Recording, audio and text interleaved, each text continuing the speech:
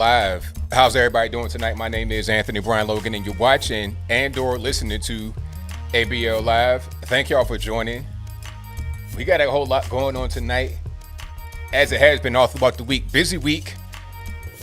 Hopefully, you got plenty of sleep, plenty of good rest. There's a whole lot going on. Now, we all know the media says that Joe Biden has become the 46th president. Now, if he wins the election, then go ahead. Hats off. Congratulations. You're able to get somehow 10 million more votes than Hillary Clinton. Find that kind of hard to believe. We'll talk about that in a minute. If he won, then he won. But there's so many questions that have yet to be answered. And the last I checked, the media did not declare who the winner of an election was. That's just what I was always told. But we'll see what happens. We got plenty of recounts. We got lawsuits. We got all kind of legal action pending. Let's see how those things turn out before we just say it's over. But if it is, what's going to be the next course of action? There's a lot that can be done. But one thing that nobody should do is just lay down and give up. Because that's what they want. They want demoralization. Oh, just get over it. Move on. Throw your MAGA hat away. I'm not throwing no MAGA hat away. I'm not doing any of that. It's still the same. I'm still the same guy yesterday that I am today. And the day before that, and the day before that, and the day before that. We'll talk about that because we got to talk about it. Also, I think I read that Fox News canceled Judge Jeanine. Who's next? Tucker Carlson, Sean Hannity, Gutfeld, 5. We'll talk about all those things and more on tonight's episode of ABL Live. And again, thank y'all for being here. Most certainly appreciate you guys. If you enjoy the content, if you enjoy what you're hearing so far, give me a thumbs up on the video if you're watching live or on the restream on YouTube. Also, if you're watching on your favorite audio streaming platform, whether it be Apple, iTunes, Stitcher, Spotify, Google Play, or whatever, give me a 5-star rating, give me a review, do whatever you can on that platform, and I most certainly appreciate you for that. And again, if you were here during the election coverage, thank you. The election coverage was lit. It was something else. I thank y'all for being there because we witnessed history one way or another. Either we witnessed the end of an era or we witnessed a crazy coup attempt that tried to end an era. But you know what? All throughout the presidency of Trump, first term, there's been nothing but attempts to try and end it. From the very beginning, they said, Russia this. Now, before that, it was Stormy Daniels and the whole Me Too movement. Then it was Russia for 3 years. $40 million, 500 subpoenas, nothing. Then it was Ukraine. Let's impeach him on that. Nothing. And now here we are with election fraud. People can say whatever they want, but I see even liberals, I even see guys like Tariq Nasheed coming out and saying that this is crazy. All right, Tariq Nasheed. And Tariq Nasheed is not a Trump supporter. You got guys that hate Trump, that say Orange Man bad. That's like, wait a minute. One guy was like, all right, this is crazy. Matter of fact, let me see if I can find a tweet. And I'm going to try to put it on the screen for you guys, just so I can kind of, explain to you how crazy this is. The guy was basically like, look, man, I regret my decision. I should have voted for Trump. Here it is. This is from just a random guy. And I'm going to talk about this particular tweet he's responding to as it relates to what the left is trying to do now, how far they're trying to take this whole thing. All right, let me see it right here. This comes, the original tweet comes from AOC. You know that is Alexandria Ocasio-Cortez. And it says, is anyone archiving these Trump sycophants for when they try to downplay or deny their complicity in the future? I foresee decent probability of many deleted tweets, writings, photos in the future. Okay. Now, here's the thing about that. Do you guys know what that is? When you try to like put a list together and try to punish them, that's what Adolf Hitler did. He had a black book, of these certain guys you got to go target and get after. It's the exact same thing. It's funny how the party that claims to be anti-fascist, that claims to be against the so-called Nazis on the right, are exactly what they say they're not. This is why I say that the Nazi party, this was a leftist movement. I mean, look at the name Nazi. It's an acronym, National Socialist. Okay? What is AOC? a Democratic socialist. It's the same thing. She's part of the DSA. They had a Nazi. It's no different. Okay. But to get to the response, which kind of encapsulates a lot of what people on the left are thinking, here it is. Sociopath wants to put half the country on a list because they have different opinions. We are doomed. And I am a liberal, but this rhetoric will be ramping up. Should have voted Trump. Exactly. Should have voted Trump because this is the kind of thought process that these far leftists have. And don't get it confused. This type of ideology is not fringe. It's not some type of thing that's isolated to Alexandria Ocasio-Cortez. Far from it. You got whole super PACs that are built like this. Justice Democrats, the Bernie Crats, whatever they want to call themselves, AOC, Ilhan Omar, who else? Pramila Jayapal, Ayanna Presley, and what's the other lady's name? Rashida Tlaib. They're all part of the same group. They all come from the same PAC. They all come from the same organization, all funded by Soros. And it's just, that's the tip of the iceberg right there. There are plenty of them out there, and they're running the party because they have the most influence. All right, I say that to say this. Even people on the left don't like what's going on. They don't like how that the numbers don't add up. Let's just do a little bit of math. All right, take me away from it. You know, I'm a Trump supporter, and I will be a Trump supporter forever. Don't get it twisted. I'm not throwing no MAGA hats away. I still got them right there where they always are. I'll still put them on. But look at the math, aside from me being me, right? Okay, Barack Obama, how did he do in 2008? Remember 2008. A lot of you guys might be kind of young. You know, if you are 20 years old watching this, you might have been a little kid, like 8 years old, playing Barbie dolls in the sandbox, you know, or whatever the case may be. Maybe you weren't even necessarily born yet. You might be a very young person. But I was 24 years old.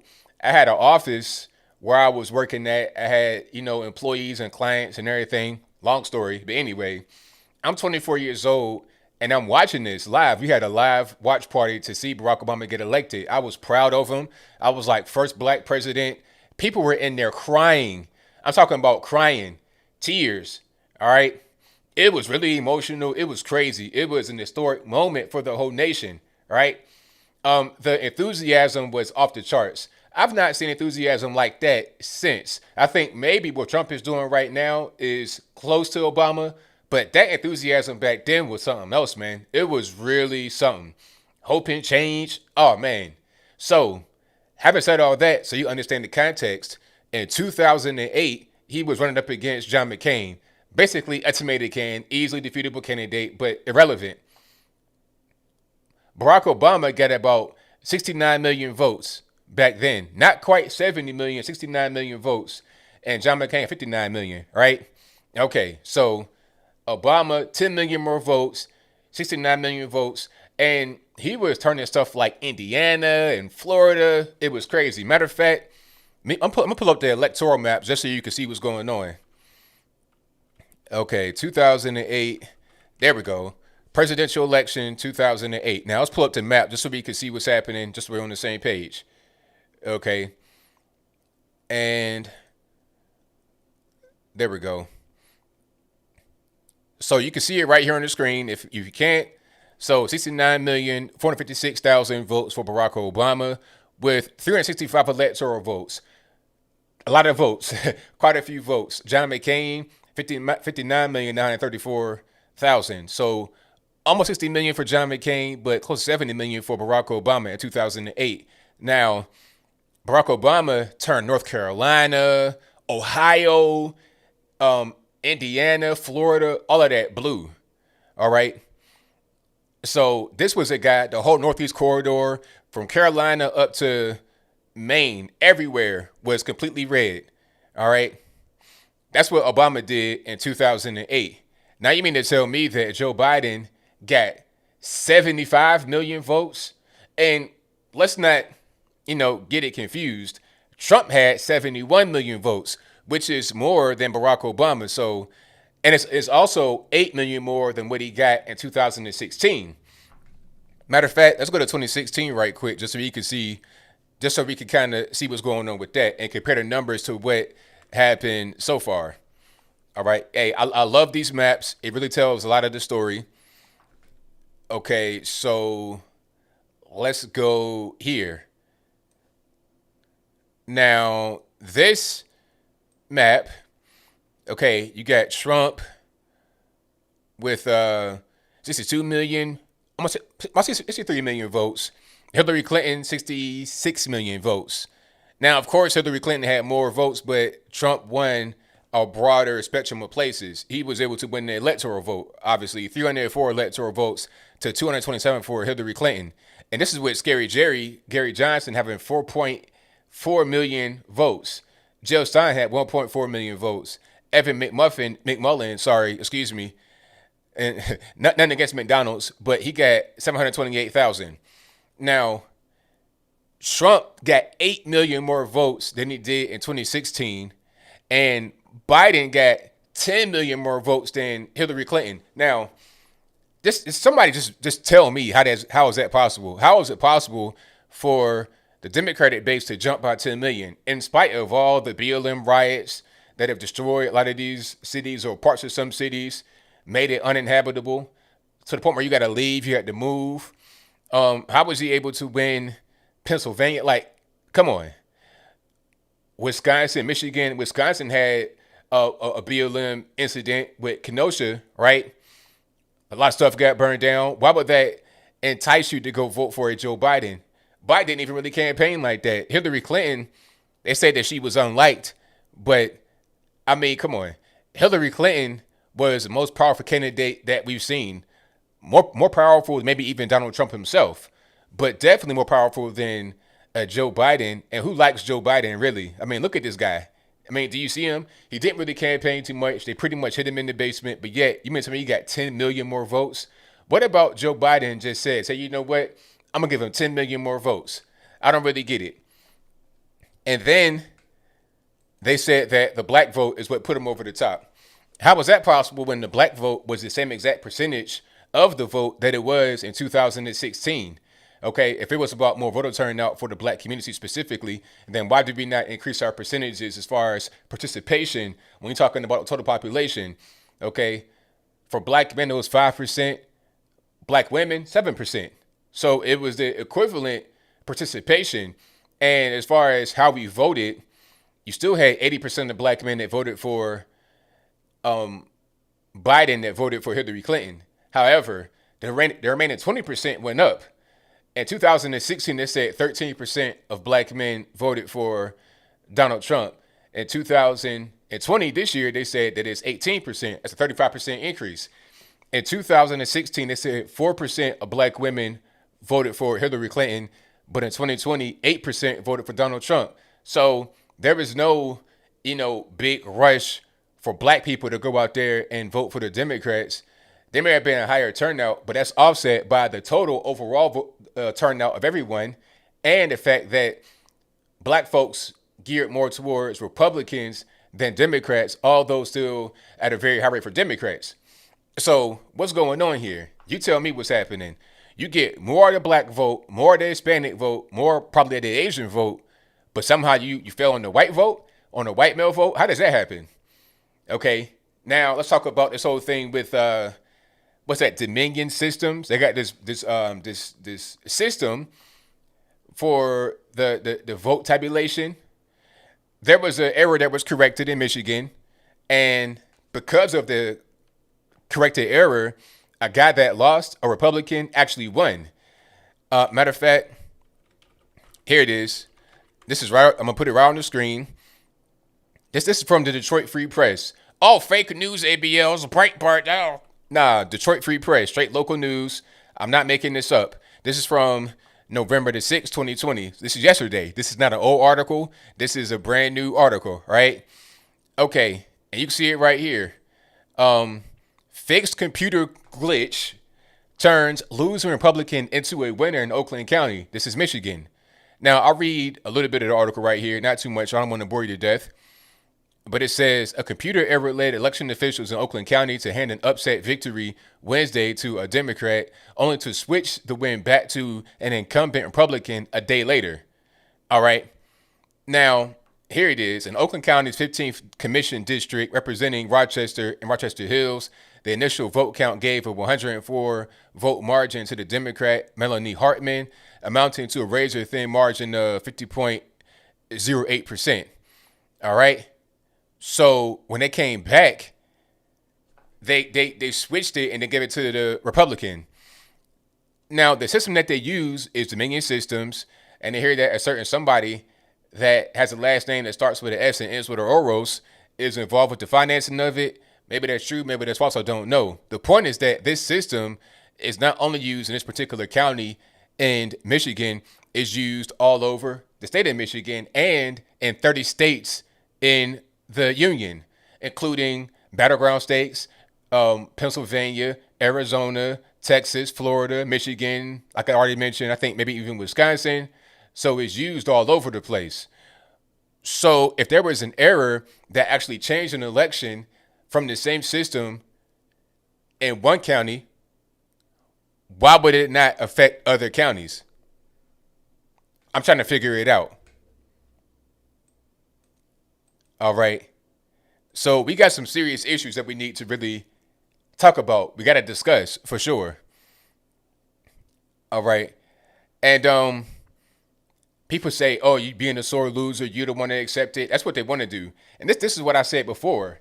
This is why. Remember during the debates, they kept asking Trump the same question, and I heard a dog whistle. I can hear it. You know, I got them Rottweiler, pit bull, puppy type ears, right? So I hear what they're saying. I pick up everything. I read so much, I can identify what they're talking about when they're speaking in code, right?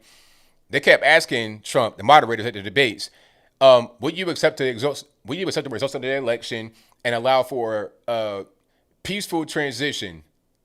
They kept asking that over and over again. They weren't asking Biden. They kept asking Trump that. I'm like, they're asking him that because of the whole mail-in ballot thing. They want to open the door to cheating. So if and or when they cheat, they don't want Trump to challenge it. Okay, the real question was, hey, we might cheat and the election may be taken away from you. So are you going to fight it or you're not going to fight it? That's what they really meant to say by, are you going to accept the re-election? Are you going to allow for a peaceful transition? They did not want him to fight it.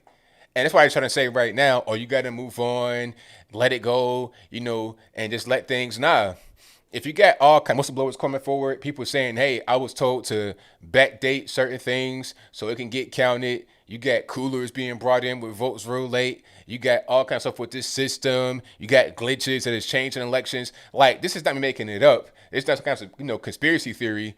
Oh, he's making a conspiracy theory up about, the glitch changing an election. I just showed you the article straight from the Detroit Free Press. I'm not making it up. This is real information. This is real news. Why can't we look into that and see what's going on? Like I said from the beginning, if Trump loses fair and square, then it is what it is. I got no problem with that. All right. I'm no sore loser. But at the same time, I'm not going to sit here and just get robbed and be like, it's all right. Okay. That's not what I'm going to do at all. So regardless of what, in a scenario that Trump would lose, which I doubt, but it could happen. In that scenario, what can Biden get done? Not a whole lot, because we still will probably maintain the Senate. And we got the Supreme Court, like I said before, 6-3 or 5.5 to 3.5, whatever you want to look at it like. But we got the Supreme Court, we got the Senate most likely, and we're going to gain seats in the House. And that's something else. How are we doing so well in the Senate races and in the House races, but lose the presidency? And how is it that you had my main piece that I have a question about is, how did Joe Biden gain 10 million more votes? Okay. I'm just trying to really figure that out. Overall, you had about 18 million more voters in this election from 2016 to now. So I want to see all the data as far as the turnout, where they were voting. I want to see all that data before I just be like, oh, okay, it's over, I accept it.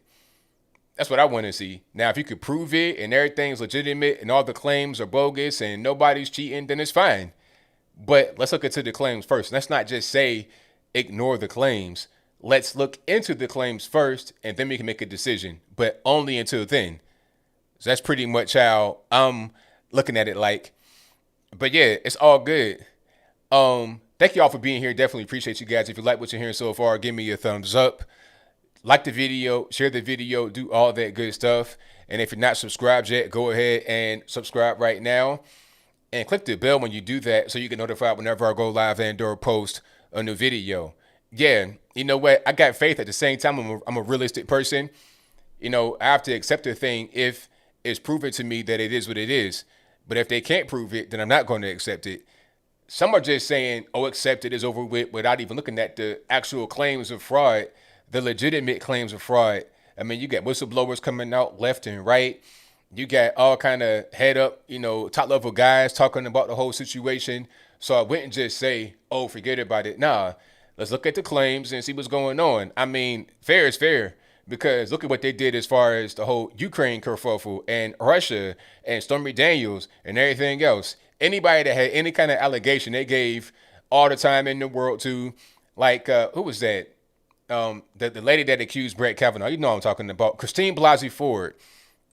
Now, Christine Blasey Ford never even met Brett Kavanaugh before, but they gave her a whole Senate hearing, let her talk. They put her on the cover of New York, what was that, New York Times or Time Magazine on the cover, right? Didn't even know this man. Brett Kavanaugh had 100 women to come out and say that he would never do this. I love Brett Kavanaugh. He was my best friend. He was a square L7. I used to go to church with him, X, Y, and Z. He had to bring a diary. He had to bring his diary from back then to prove his innocence.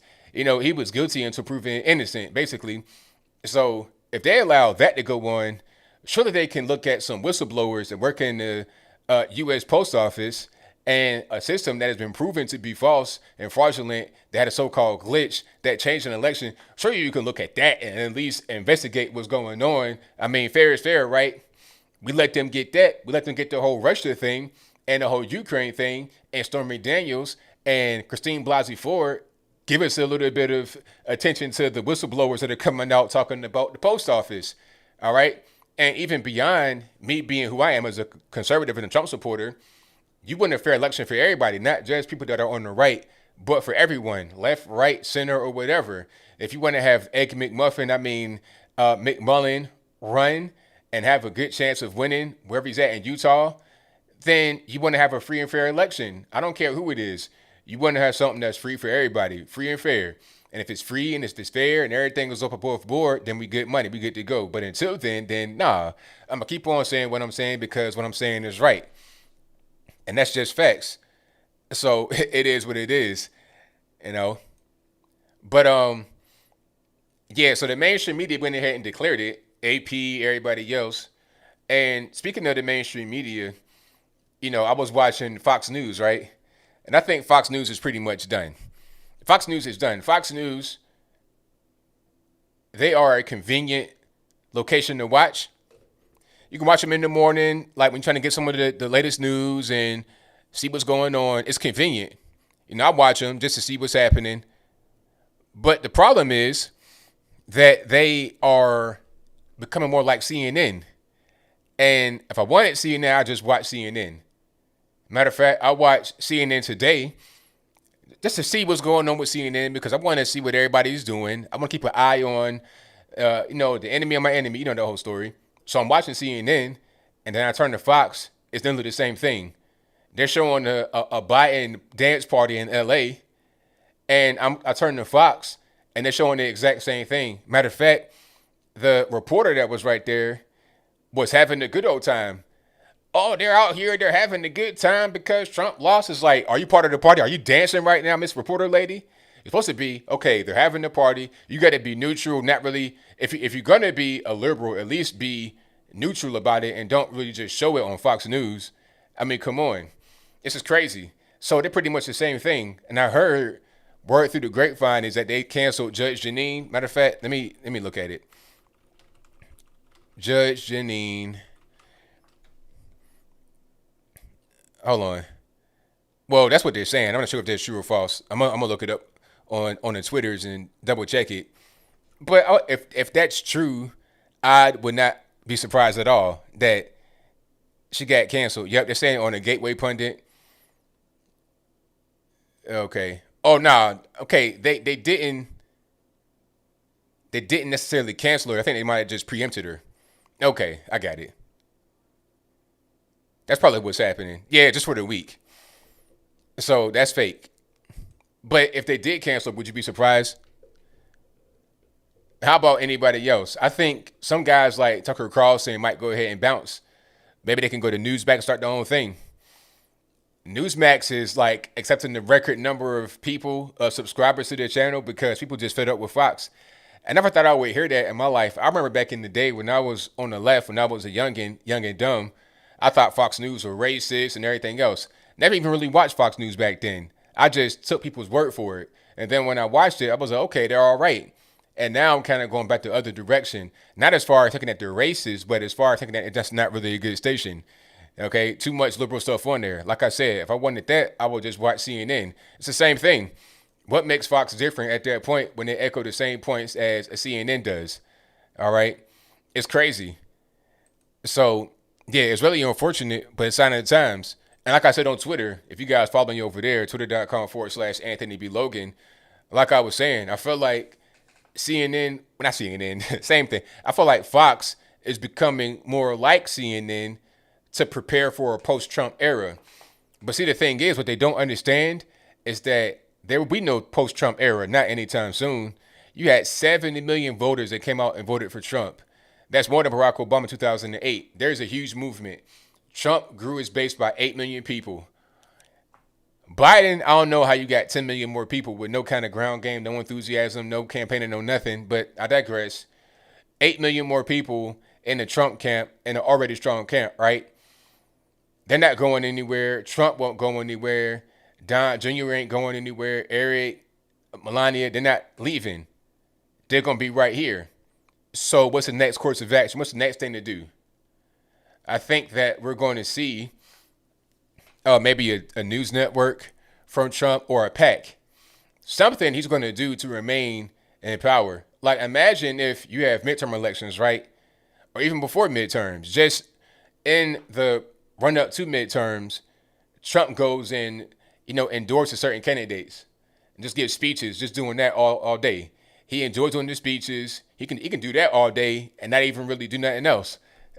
He can start a PAC and just do that. Why not? So they're still going to cover him. And the funny part is that they say, what are you going to speak about now, ABL? What's going to be your next topic? I mean, I talk about news all the time. That's what I do. I think the bigger question is, what would the mainstream media talk about? They've been covering Trump more than me. When I say mainstream media, I mean CNN, ABC, CBS, etc. Most of the leftist news networks, and including Fox now to a certain extent, they cover Trump 24/7. All the late night talk shows, Colbert, Fallon, all these guys, they cover Trump 24/7. I think Colbert has become the Trump hate network. So what are they going to do now? They're going to continue to try to hate on Trump, even though he's not there anymore. They'll totally ignore Joe Biden. Maybe when Joe Biden messes around and croaks, they might cover that. If he croaks, not saying I want him to, disclaimer, but if he messes around and croaks, they might cover that, but they won't cover him beyond that. All right. And I see guys and people out there, guys and girls and other non-binary peoples out there partying because they got Joe Biden. Okay, half of them wearing masks, half of them not wearing masks, and they're not really covering it. I saw CNN said masked jubilation or something stupid like that. It's like, really? Really? We're not going to say this is a super spreader event.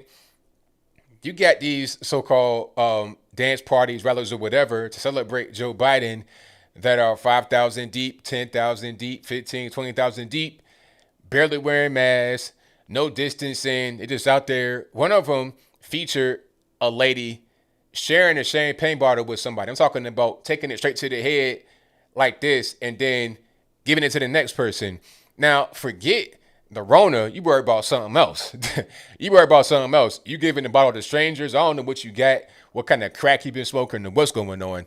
So that's going to be a really serious thing. Also, I don't know if I covered this, but they made all drugs legal in Oregon or decriminalized. So let's say you're a crackhead, right? And you want to smoke crack, you want to shoot heroin, meth, or whatever. You can do that in peace. You can be Hunter Biden in peace. It's all good in Oregon. So my question would be, I wonder how that crack smoke smells right now if they're out on the street celebrating, because I guarantee you they're going to be out there smoking crack. One thing I noticed in a lot of these cities, like DC, other places, as you have less weed regulation and it's become less taboo, you can just readily smell weed smoke all the time. I smell it just, by being in DC, walking down the street, I smell weed smoke. It's like, okay, am I near a dispensary? Is there a farm right next to me? What's really going on? Is somebody in the car? Are they hot boxing? I can smell weed everywhere. Now imagine what it'll be like when you got crack and meth. Have you ever smelled crack smoke? I have. I never smoked it before, but I've been in the crack house before. Don't ask. Have you ever smelled that? Do you want to smell it outside? How about your kids? You want to smell crack smoke outside? How about somebody banging needles right there on the city bus right in front of your 5-year-old? You want that? I'm digressing. My whole point is that the people that are out there celebrating that kind of degeneracy. They voted for that. Now, what can we do? It's simple. You got to go out there and just keep pushing forward. You got to vote the same way you've been voting. Don't become demoralized. That's what they want. That's how you subvert a nation. Shout out to Yuri Bezmenov, the former KGB, pardon me. You can subvert a nation and have them acquiesce to whatever you want if you can demoralize them. Oh, my vote doesn't matter. Nothing I do counts. Yes, it does matter. Yes, it does count. We got 6 Supreme Court justices that are conservative, or at least 5.5. All right. And we got the Senate. We can't take the House too. We could take the House. So what if you got Supreme Court, Senate, and House? You pretty much box the president in. That's the name of the game. You got to play this long game, not short game, not just, it doesn't look good right now, I'm going to give up. First of all, it's not over with. Go through the court action, see what you can do there. You might mess around and get Trump in office right now in 2020 and get the House and the Senate by 2022. Play the long and not the short game. But they want you to get demoralized so you give up and they just do whatever they want. Because regardless of what happens, they're not going to give up. The left will refuse to give up. So we can't give up. Now, some are going to say, hey, you know what? We need to go out there in the streets and do what, though? The left, they go out in the street. But what do they get as a result from being in the street? I'm trying to figure that out. They may raise some money through Black Lives Matter. Like when George Floyd he didn't get popped. He just died, unfortunately. I think Black Lives Matter raised $10 to $20 million in one day. And one day after George Floyd, they raised at least $10 million. Between $10 and $20 million in one day. Okay, so the riots and whatnot, that's just to raise money. So they'll destroy their own city to put money in their own pocket. They'll tear their own city down, burn their own house down, burn a neighbor's house down, and they raise money for others that don't give any money back to them. That's kind of what goes on with the riots. But how they are able to get in power is by electing people. Like I said before, you got Kashama Savant out there in Freehold, Washington, a bona fide crazy leftist lunatic, right? Basically an Antifa member. She's on the city council right now. And they had an Antifa member running for mayor in Portland. Now they got Ted Wheeler again. Ted Wheeler is crazy to us, most of us. Ted Wheeler is just like your standard kind of cucky liberal, right? But to them, he's like George W. Bush or Dick Cheney, just old dad, far right. That's in their eyes. They wanted that lady that had Mao Zedong on their skirt. They wanted her to be the mayor. Okay, the extreme far leftists might as well just put on the stripes on the jacket and call it a rap. Get the thunderbolts right here and just and be done with it. Just go ahead and do that. Be the NPC in the Wolfenstein game. You understand what I'm saying? Just adopt. Just read Mein Kampf every day in the morning over the intercom in Portland. Do that. That's kind of how far left she was. But they wanted her. That's what they want to do. They're going to try to get the people in office and run things that way because the rioting and the violence, what is your objective? In the American Revolution, the objective was to become sovereign away from the federal government of the Kingdom of Great Britain and start their own thing. It wasn't to just have the government do a certain thing for them. It was to gain sovereignty. Now, I think, in my humble opinion, you'll have the left succeed before the right. I think you'll have California and places like that. They'll break off. There's already been a ballot, or they try to seek a ballot to have that happen. Right? They wanted to have California break in 2 or 3. And I think they want to have the liberal places be to themselves. It's pros and cons to that because you don't get the financial benefit from the big city places, but at the same time, you don't get their crazy ideals and the moral values on you. So it's kind of a weird thing. Let me see. But thank y'all for being here. Definitely appreciate you guys. If you like what you're hearing so far, give me your thumbs up. Oh, big tech is definitely a big fight right there. That's a huge fight. That's going to be a serious one. And we got the Supreme Court. I'm glad we got that because there are plenty of people suing big tech. Shout out to Candace Owens. She's suing the fact checkers over on big tech. All right. Now, that can gain some ground, get some traction. We can go to the Supreme Court with it. Then that may have a good chance. Now, I don't know the exact basis of her lawsuit. I don't know. I've not read her lawsuit, so I don't know the basis of it. But I would presume it's about Section 230. And before I get to Section 230 and this whole lawsuit thing, the reason, in my humble opinion, why she's suing the fact checkers is because the fact checkers are the ones that have the biggest hand in you getting banned or having your stuff, demonetized or whatever on Facebook. So here's how it works. You post an article or stories or a video, whatever, talking about a particular thing on Facebook, right? Like me, I did an article about hydroxychloroquine, right? So it went viral. I had like almost 1 million unique views on my website. My website crashed. My hosting company called me and said, hey, man, we got to get you a better plan because your website is going crazy right now. You're going viral. So when that happened, Facebook, shortly thereafter, they decided to slow my page views down and just trying to throttle me because I was getting too much traffic from that particular article that they didn't agree with, right? So the fact checkers put a little spin on it, talking about, oh, this is false, this is wrong. And they kept doing that over and over to my posts. The fact checkers are what Facebook says determines if you have valid content or invalid content or whatever the case may be. And if you are determined to have repeated invalid content, then you may get your page demonetized, deleted, or whatever. So she's probably suing the fact checkers because they're the instrument that Facebook uses to retaliate against you for things they don't like. That's kind of what's going on. But Section 230, what that is part of the law that allows a Facebook, a Twitter, any kind of internet, social media platform, keyword, it allows them to host content without being sued for the content that they host. That's not their own content. So like I said before, a prime example, I got a Twitter account, right? And I post memes, I post pictures, I post articles.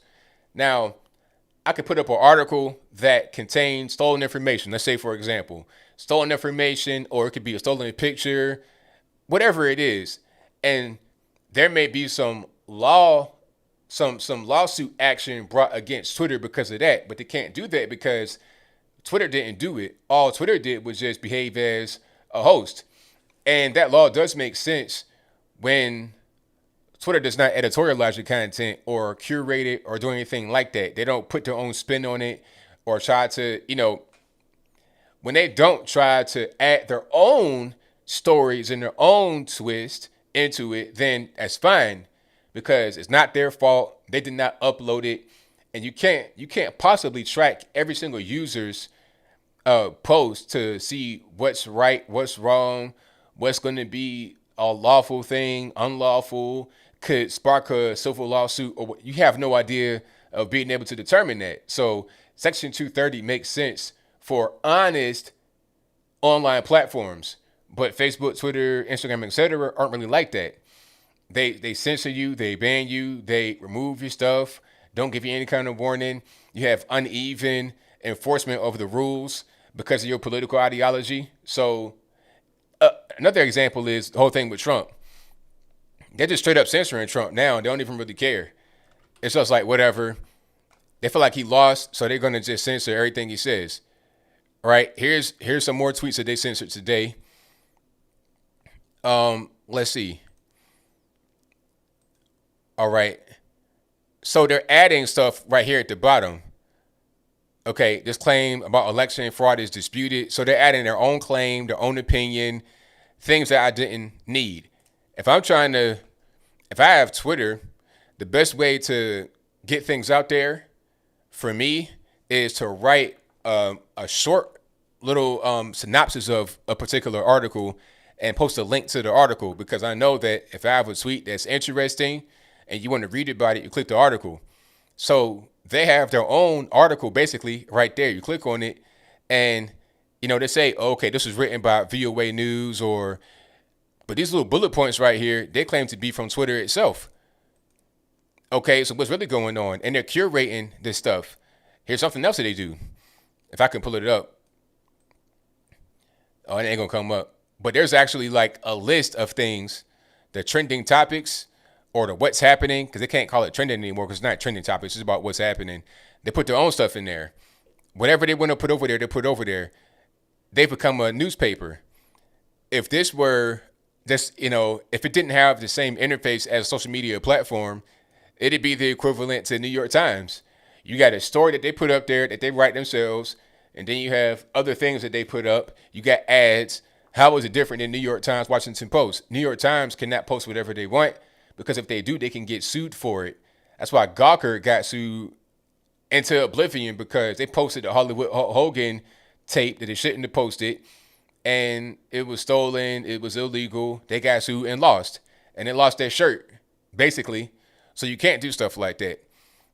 But it is what it is. All right. His account is not shut down. So let's stop trolling. Trump's account is not shut down. But yeah, so we got a long way to go in this battle. Don't give up, because you got big tech. They're going to be here regardless. And you got to understand this. Even if Trump gets elected somehow this time in 2020, or he comes back 2024 and wins then, it's only 8 years. You only got 2 terms max. So there's going to be a certain point where Trump is not in office. All right. Then you got to figure out, okay, who's next? What are we going to do? What's the plan going forward? How are we going to, keep the country on the right track? You got to vote early. You got to vote often. You got to vote midterm. You got to vote for the dog catcher on up to the president. Whenever you can vote, go out there and vote. Be active, be involved. That's all you really can do. And I think we did a good job of that. Like I said, you had 71 million Americans that voted for Trump. 71 million. More than Barack Obama by about 1 million and some change. Maybe about 1.2 million.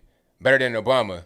And Trump's numbers were about 62 million in 2016. So we had quite a jump.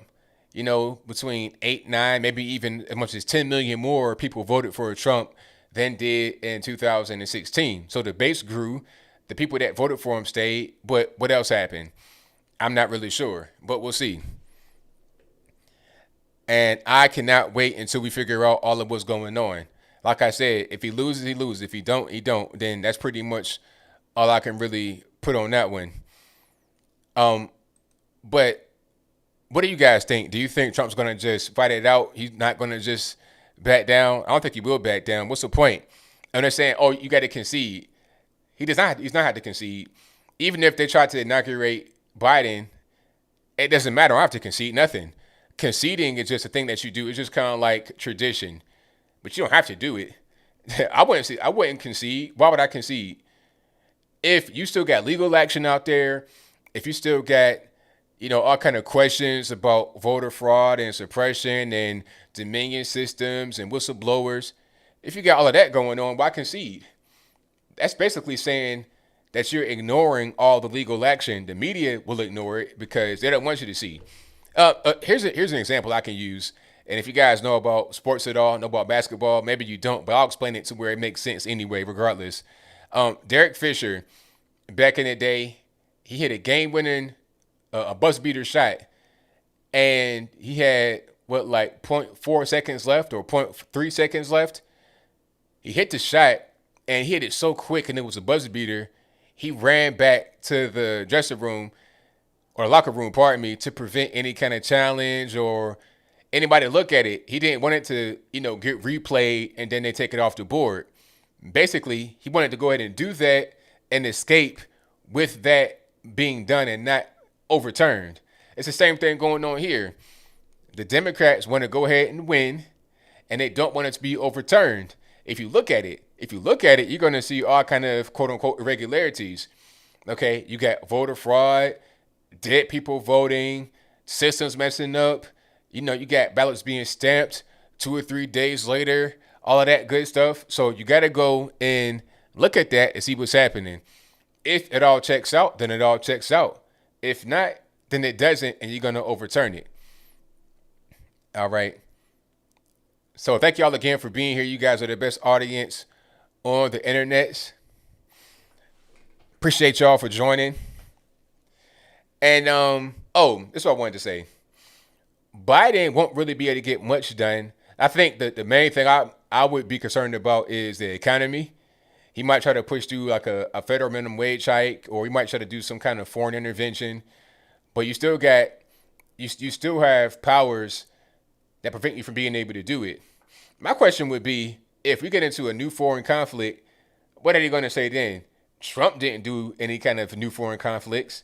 His whole thing was trying to talk about peace and how to avoid that. We didn't get into any new conflicts now. Trump announced he's going to bring the troops back from, I think, Iraq and Afghanistan. So what if Biden sends them back out there or keeps them there? What's going to happen? Will anybody really care that you got a warmonger? Oh, the Republicans, they're warmongers. They want to kill brown people. What if Biden does it?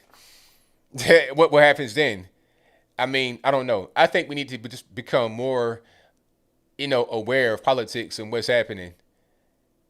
And before I get to the calls, or the super chats, then the calls, my main thing, 10 million more people voted for Joe Biden than Hillary Clinton on the Democratic side. How?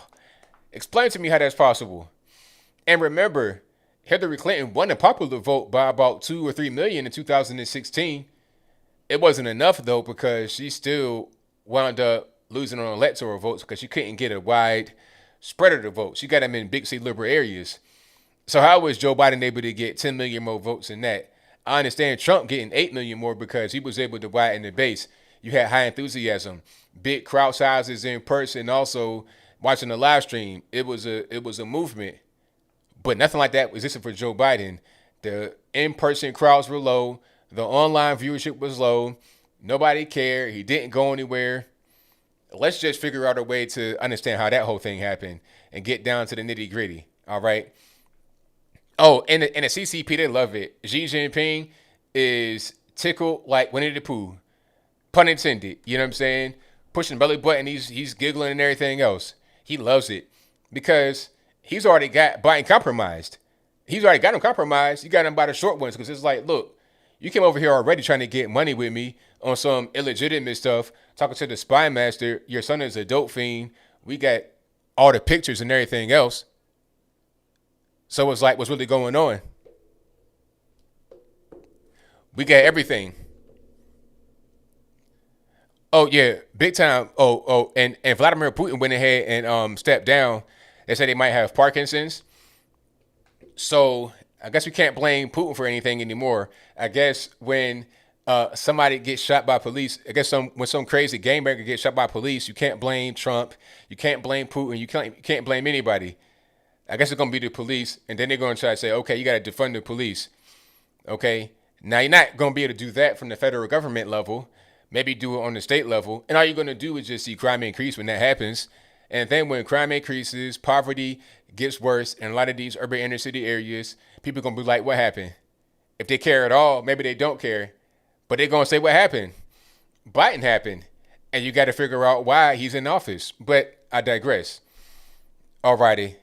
Super chats on deck, and then I'm going to get to, Project Veritas, yeah. I did a video about them already as far as, they're uncovering a lot of different things with the voter fraud. Whistleblowers, you got to look into it.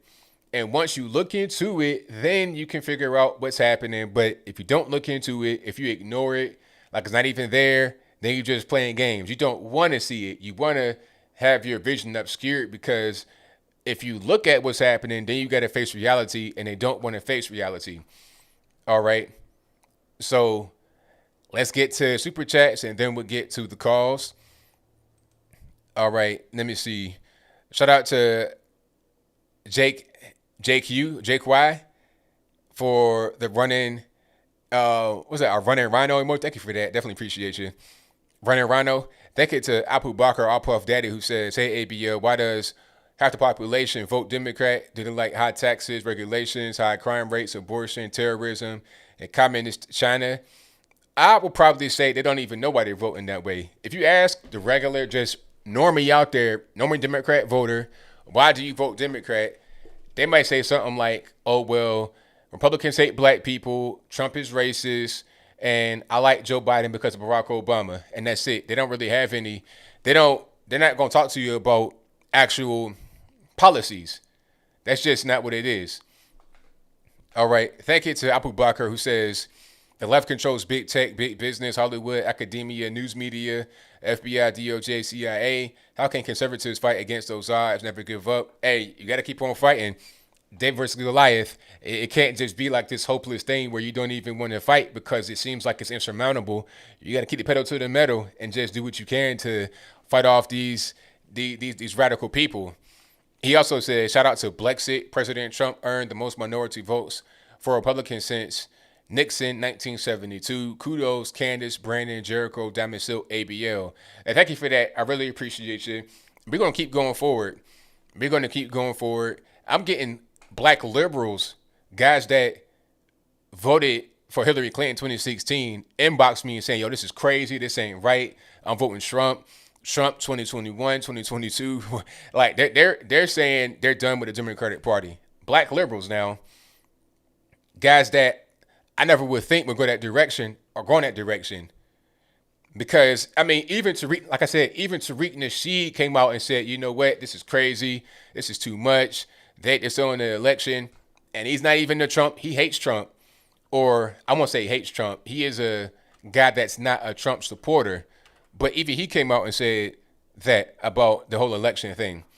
I mean, it's just basic common sense. Matter of fact, here it is right here. Here's a screenshot of the tweet, and it's small, so I'm gonna read it for you.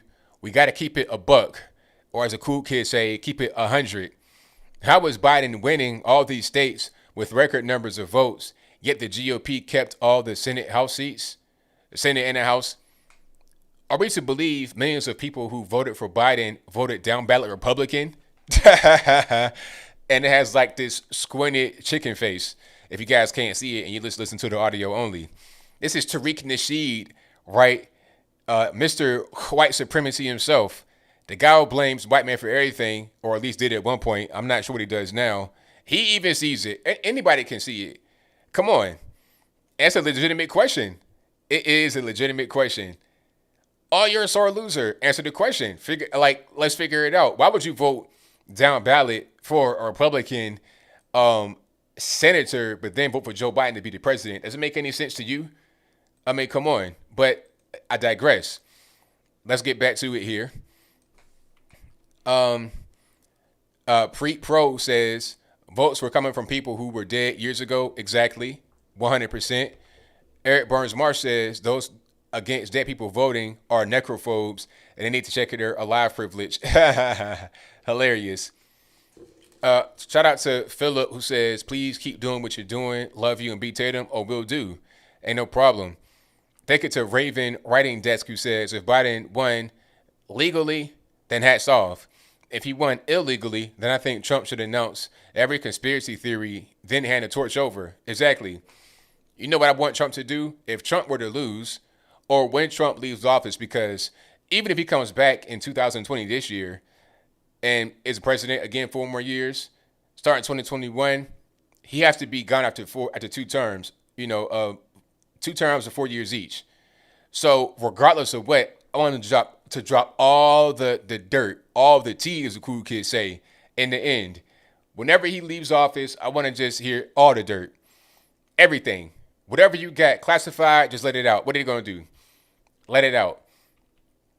Thank you to, let me see, Retro Gamer 81, who says Mexico's president is suspicious of our election and refuses to congratulate Biden. Everybody can see it. I mean, come on. We know what's going on. People saying you got a banana republic. This is third world country type stuff. It's crazy. Thank you to WT, who says, you remember that ex-DNC guy? He warned us this was going to happen. Yes, he did. He sure did. Thank you to Apu Bakr, who says, I look at Miss Pelosi, Miss Feinstein, Miss Waters, Mr. Nadler, Mr. Schiff, Mr. Schumer, Miss Omar, Miss AOC, Mr. Bryden, Miss Harris, Who can vote for them? Do liberals have integrity? I don't think so. That gets to Matthew, says evidence of illegal votes. No. Legal votes require evidence. Legal votes must have evidence they were cast before the election by a real, not dead or foreign voter. A ballot without evidence is illegal. Thank you to everything Katie, who says, do you have any opinion on Steve? I can't read this. Peisnick sting operation claim that the ballots were watermarked and Trump has this all under control. I've heard about that, but I don't know the details to make a comment on it. So I have no idea what's really going on with that, but I'm going to look into it a little bit more. Thank you to George Bunny, who says, can Florida teach other states how to count votes? I think they were very fast. Yeah, they need to because, Alaska, Nevada, I mean, come on, tighten up. Let's get it together. And they're going to do a recount, at least in Georgia, maybe in other states as well. And they need to. And not only a recount, but maybe some kind of verification. I think it's Advertise who says, here comes the invasion of Syria within 2 years. And if that happens, then we can just point to it. Well, Trump didn't do that, but Biden did. So who's the war hawk? I think it's Brewer95 who says, did you see where they put a certain watermark on the ballots to track them? Look up Steve Peisnick. I know I'm butchering his name. And the ballots. I'll check it out. Apple Bucker says, Joy Reid said Uncle Clarence bought Judge Thomas. Disgusting. What are your thoughts? I wonder if the FBI caught those hackers of her Twitter. Yeah, you know what? Joy Reid ain't nothing but, I don't want to say nothing that's unnecessary. But Joy Reid, all these people, that's what they do. They attack you, racial slurs, all that good stuff. It's funny how Joy Reid can use racial slurs, homophobic slurs, all that good stuff, and not get canceled. But if anybody on the right did anything close to that, then they'd be canceled immediately. Imagine if somebody on the right called Obama some kind of racially pejorative term. Imagine that. Even if it was a black person that did it, they'd get canceled, but definitely a white person. But we see what's going on. It's the hypocrisy. They don't really care about racial slurs and stuff like that because they say it more than we say it. They only care when someone else says it to feign outrage and react off of that. Let me see. Thank you to Preet or Prite Pro who says votes were coming in from people who were dead years ago. You can check it out for yourself. Fake votes from dead people. Democrats have been cheating. Are they checking out those votes? Done in the past too. And thank you to Doug Trady for becoming an ABL supporter. Thank you to Killer Cam 1458 who says we don't bend in need of globalism. Only Democrats kneel. There you go. Tina Waters says I will never watch Fox again. I've switched to Newsmax and the only one who was not called the race in Georgia, Pennsylvania, Nevada, Arizona. Thank you to Garrett Claiborne who says Biden with GOP Senate is not okay. Media censorship means future elections will stay rigged unless we pass laws. Our election is just like China or Russia. A republic with rigged election is slavery. Fight. There you go. Manuel Robert says, I have like 10 friends on Facebook. They deleted my posts. Thank you to BA for your donation. Thank you to Preston Ari who says, ABL, can you talk about the watermark blockchain? Is it true or false? There's a way to track ballots, but I don't know about that entire story as far as how it's been reported. So I just don't know a lot about that. I'm gonna look into it a little bit more. Thank you to David who says, I wonder how many people are partying out in the streets right now over the election results. Thought it was too dangerous to vote in person. Right. Like I was saying, they're out there, they're so-called having a little dance party or whatever. And then the media are talking about, oh, it's masked elation. They're saying it's okay because they got on masks. Half of them don't have on masks. And they're also sharing champagne bottles. Like one lady had a champagne bottle like straight to the neck, right, to the head, and then gave it to somebody else, and it did the same thing. So forget the virus. You might be spreading something else, but different story. I digress. Okay, thank you to Kim Harville 40 who says, in my opinion, the Democrats have something to do with this COVID and mail-in ballots to steal the election. God is the only one that can help us. Hey, you know what? They definitely capitalized on the virus, for sure. They used the virus to attack Trump with it, number one. And then number two, they used the virus to usher in this whole mail-in ballot thing because they knew they could cheat it. It's simple. They knew they could cheat that way, and they did, in my humble opinion. It's easy because if you have people that are dead voting or people that just want to sell their ballot, or how about I saw one person long before the election actually happened, back when they were sending the ballots out, one person had 6 ballots come to their house for different people that don't live there.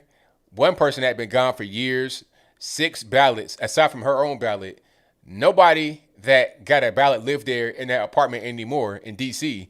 So if one person got 6 ballots, how many do you think others got in a particular apartment complex? It was to the point where they had ballots tacked on to bulletin boards in the apartment complex hallways, and in the main little lobby area of the office, tacked on to bulletin boards, ballots. And if you fill it out and send it, how are they gonna know that you are who you say you are? How would they know that? If you buy it from somebody and fill it out and send it, and they don't know nothing about nothing, you could say, yeah, I'm gonna vote for Trump on your ballot. You fill it out and send it, and you vote for Biden. How would they know? How would anybody know that that's correct or incorrect? That was the whole thing about mail-in ballots that I was talking about. People want to complain. People want to compare or conflate universal mail-in ballots with absentee ballots. It's not the same thing. For an absentee ballot, I have to request it. So you're not going to send it to the wrong address. You're going to send it to me because I requested it. You know where I am. I'm gonna look for it. It's gonna be tracking or whatever. It won't just be in my mailbox hanging out and then somebody come around and take it, they steal it. It ain't gonna happen. I'm gonna be on the lookout for it. I'm gonna get it straight to my house and I'm gonna fill it out, send it back. And from the military, it's easy, control the environment. I'm gonna get it, send it out. Boom. Not just universal mail-in ballots without even having to ask. You just get it sent to your address. You could be living in a whole different part of the country and you get a ballot. You know, you could be in New York City and get a ballot in Phoenix, Arizona, because you lived there 5 years ago. But I digress. Let me see. Thank you to Apu Bakar, who says, hey, ABL, where do we conservatives go from here? Are you optimistic or pessimistic about the future of MAGA? We got to red pill the youth. Keep on going. Keep doing what you have been doing. Like I said, we got 8 million more Trump voters this time than in 2016. 71 million strong that voted for Trump. And imagine those that are young that can't even vote yet. They're going to vote the next time. Keep on going. Keep fighting, because the left, they're not going to just lay down and stop. They didn't do that when Hillary Clinton lost. Remember that. Okay, there's one thing about the left I will say. They didn't quit. They kept on going. They had this whole impeachment thing. Then they had Ukraine. All throughout the presidency was an effort to get him out. So we can't just be like, oh, we lost if we do lose and stop and keep on going. Take it to, I'm going to tear your name up and I'm sorry, Sude off the cliff, who says we need to write the White House right now. This is on your live stream right now. U.S. elections, the AP is called the presidential race with Joe Biden. See more on Google. Let me see. Lambo6 says it's not over yet. Snake, it's not over yet. Cassie B says Stacey Abrams has been up to some stuff in Georgia that Democrats are crediting her with the win there. I mean, I don't know how that's possible. Like I said, Stacey Abrams, they're trying to say she got more of the black vote out. Like I was saying earlier, the same amount of black folks or the same percentage of black folks were in this election participating as it did in 2016. 5% of the voters in the election were black men, 7% for black women, so 11% overall. We voted less for the Democrats and more for the Republicans. So I'm not really sure how Stacey Abrams was able to do anything. Shout out to Frank G, who says everyone needs to check and see if their dead relatives voted. If they did, then report it. Thank you to Dory Rodriguez, who says, oh crap, I meant Order the Deal by Donald J. Trump. Oops, got confused with the documentary. Thank you to Julianne, who said happy birthday to me. Steve Peisnick, Blockchain, Watermark, and Benford's Law. Votes, voter numbers are off for sure. Proof election fraud on Olin Live channel. Enjoy your birthday. Hopefully your day's been a good day. All right. Thank you to Hey Blood Studio for the donation. Thank you to Texas Sweet Tea, who says thousands of Biden supporters in the street right now, but they couldn't go vote in person. Exactly. That's my whole thing. Thank you to Tanya Danielle for the Superman emoji. Thank you to Michelle Myers, who says, have you heard about watermarks on legal ballots? I have heard about that. Thank you to MM Bourne for your donation. Thank you to Coach 99, who says, here was a plan. Flood the system, create chaos, declare an early winner, accuse anyone of questioning or being a conspiracy theorist. Exactly. You know, it's funny how they want to accuse us of being a conspiracy theorist while they are the ones that had this whole Russia conspiracy, then Ukraine conspiracy, all kind of crazy conspiracies, right?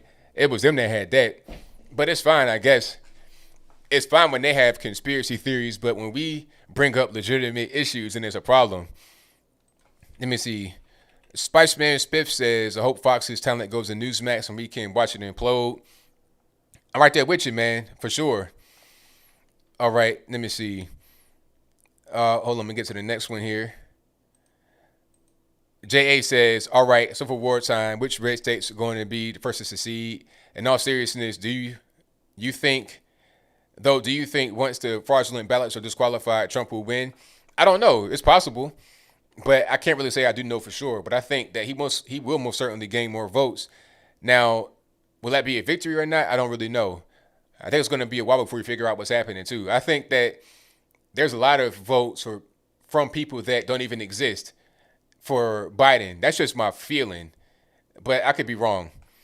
Thank you to Paul, who says, since Tatum's latest video, I've subbed to Newsmax and sub from Fox News Now. There you go. Do the right thing.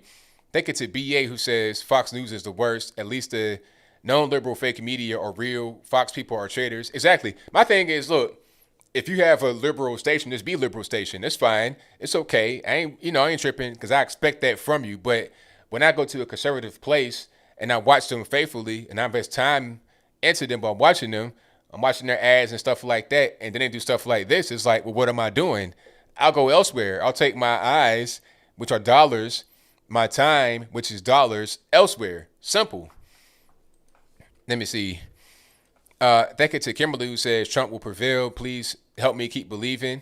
Thank you to Z Jorat, who says, thank you for your words today. I was really down, which made me feel hopeful. Hey, it's all good. It's all right.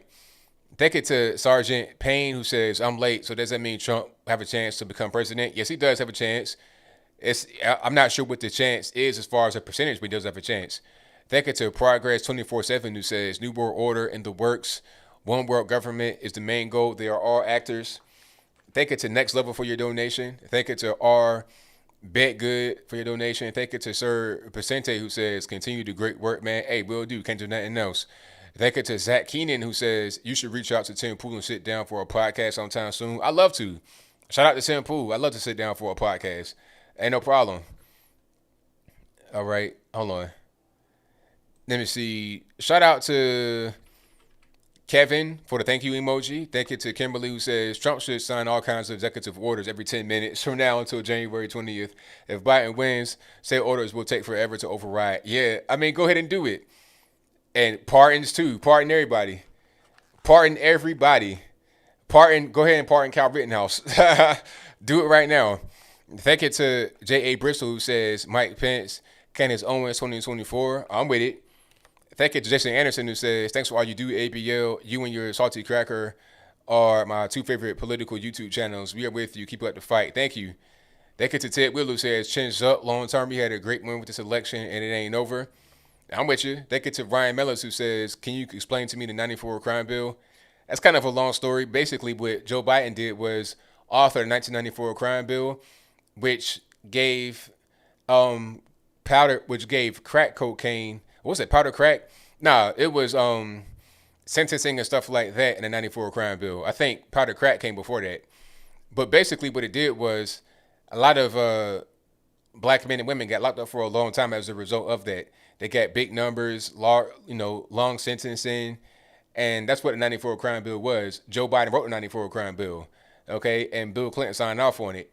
So the same people that say, oh, you're racist, you want to lock black men up, all this, that, and the third were the authors of the 94 crime bill, which locked black men up. All right, shout out to Holly Cantor, who says, hi, ABL, happy birthday to me. Happy birthday again. A lot of birthday ladies in the building. You're the gift that keeps on giving. Love your show. Thank you for that. Thank you to LDJ, who says, it's a donation. Thank you to Faith Sperry, who said, thank you for shedding light on the truth. It's hard to come by these days. Always Trump or Trump forever. Jim Moore says, Charleston, West Virginia. We are with you, brother. Love you, man. Thank you for that. Shout out to Charleston, Canal County, West Virginia, West by Guy, all that good stuff. Thank you to Pretty Lips Code 2020 for becoming the ABL member of the ABL squad, actually. Thank you to a name I can't pronounce in Russian. What's that? Vladimir Lenin. or Tulsi or somebody. Let me see. Shout out to, hold on, let me go back to where I was. Hey, thank you guys for super chatting a lot already. Good grief. I'm having a hard time reading everything. I'm going to try to get to a few, then I'm going to get to the calls. Thank you to LDJ who says, how are we supposed to trust the system when it's compromised, voting machines, etc.? Good question. We got to just, fight on that too. Because there are people that make decisions, make these things happen. We got to make sure that we're in the room and we get a chance to be able to talk about some of these things, maybe even develop them ourselves. A lot of you guys are very smart out there. So we need to just make sure that we're involved in this whole process and not excluded from it. And that does not just mean voting, but also, developing technologies and just being in these rooms. Let me see. Shout out to Alamandorius, who says, Biden supporters I've run into honestly believe Trump started new wars and can't be convinced otherwise. TDS is real. It's crazy. I mean, a simple question would be, okay, what war did he start? And then if they come up with a goose egg, then it's like, all right, how are we going to say that he started new wars? It doesn't make any sense at all. But this is what, like you said, that TDS is dead real. Thank you to Jesse and Megan who says John James, Michigan should be winning Senate. They need to investigate that too. Fox has sold out to George Soros. I am done. 70 million Republican voters are very upset, wanting answers. Exactly. It wasn't no kind of just, small number of people that came out and voted for Trump. 71 million people. A lot of people. All right. Now, let's see here. Thank you to Louis Martinez who says, thanks for everything you do, ABL. Love you, man. God bless. Mr. Pika Mijal says, the Democratic propaganda is going full blast all around the world, saying hi from Croatia. Love the shows. Shout out to Croatia. Shout out to the Balkans. Christopher James says, if Trump lost the election fair and square, what political decisions that Trump made that might have led him to lose the election? Nothing that Trump did lost him the election, because you had 8 million more people that voted for Trump this time than last time. 8 million more people. So you not only maintained your base, you also gained 8 million people. I think the main thing that caused the difference, aside from the fraud, which is a whole different story, the fraud could have decided the whole election, but we'll talk about that as a separate issue. If all the votes are right, I think the main thing is big tech censoring conservatives. I can't count how many people I know that are conservative that have Facebook pages, Instagram pages, Twitter pages, or whatever, and they're getting their stuff throttled, they're getting shadow banned, they're getting blocked, they're getting just removed from the internet. It was one website, I forget what it was, where their domain got removed from Google. I never heard that before. That's something totally different. But these things are happening. So I think big tech was the biggest Joe Biden campaigner, for sure. People could say that Joe Biden had a lot of money, but that's Hillary Clinton did too. Hillary Clinton had 1.2 billion to Trump's 770 million in 2016. It wasn't enough. So I think the main thing was big tech.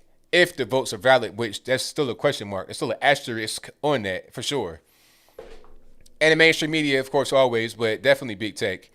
That was the missing piece. Like last time, big tech was there, but this time they were in full force.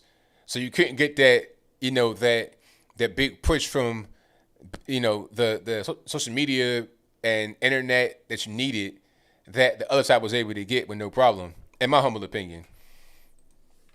Somebody said, stop claiming to be the victim. I mean, who's claiming to be the victim? I'm just talking about things that are happening. Okay, we all know about big tech censoring. That's a fact. We all know about mainstream media being on the side of the Democratic Party. That's a fact. It was the same thing in 2016 and 2018 and before that. That's not even a thing to even say, And like I said, if Trump loses fair and square, then he loses fair and square. But there's whistleblowers, you got witnesses, you got videotape evidence, you got audio tape evidence. Look at the evidence, see what's going on, and then if ain't nothing there, then it's fine. But if it's something there, then you need to investigate it and see what's really going on with it. Okay. Let me see. I got a few more here I'm going to get to. Then I'm going to get to the calls. Thank you to Wiki Dolly who says, why am I hearing Stacey Sleepy Joe won the electoral when they haven't finished counting votes? That's a good question. And thank you to Sir Vicente who says, so they voted a Democratic president and a majority Republican Senate. I'm confused. Me too.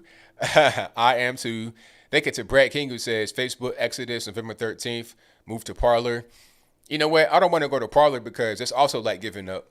Because what happens with Parlor, nothing against Parlor or Dan Bongino or anybody that is with it, but when I say they, I mean those that are in big tech, Facebook, Twitter, etc.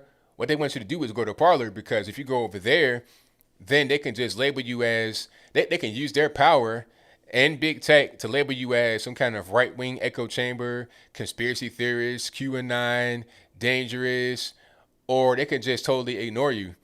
You see what I'm saying? They could just totally ignore you, and it's like putting your tweets or your messages in the shoebox. I mean, rather than Parler, have your own website, have everybody go there.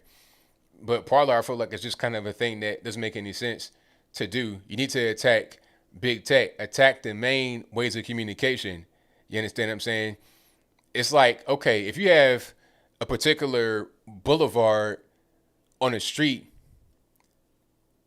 that gets plenty of attention, plenty of traction, you want to go to that particular boulevard to give your message. You don't want to go down the street in the corner that nobody goes to. You want to go straight to the heart of where you need to be. That's what should happen, right? But I digress. All right.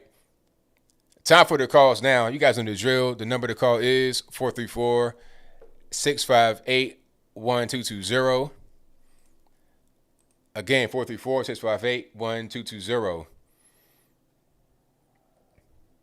Yeah, my thing. Okay, people are on Gab, so why not go to why Parler over Gab? Why Gab over Parler? What's the difference? The main thing is you got to hit them right. You got to get to the main place. If you want to be on Parler and Twitter and everywhere else, that's fine.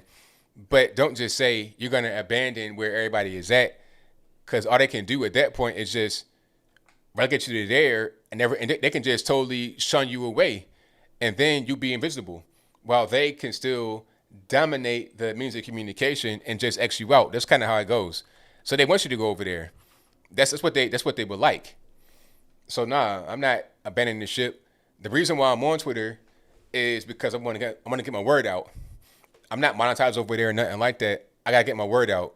That's how I was able to spread the article about hydroxychloroquine, and I was able to go viral with it, maybe save some lives. So I'm not going to just go to a place where can't nobody see it, because I'm not going to be able to get my word out there the way I need to, and that's the whole purpose. But let me get to the calls. All right. And the phone lines are blowing up. We got about 13,000 lives. Y'all got to hang with me. Bear with me, please. Okay, let me just make sure all my audio and everything is correct.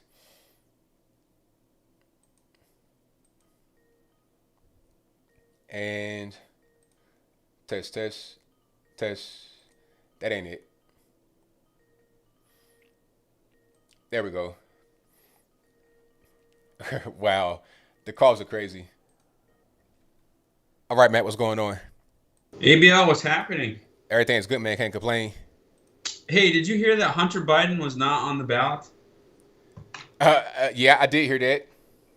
Uh, when people tell me that, I say, hey, Amy Coney Barrett wasn't on the ballot. Right, exactly. But Yeah, somehow her name kept coming up. yeah.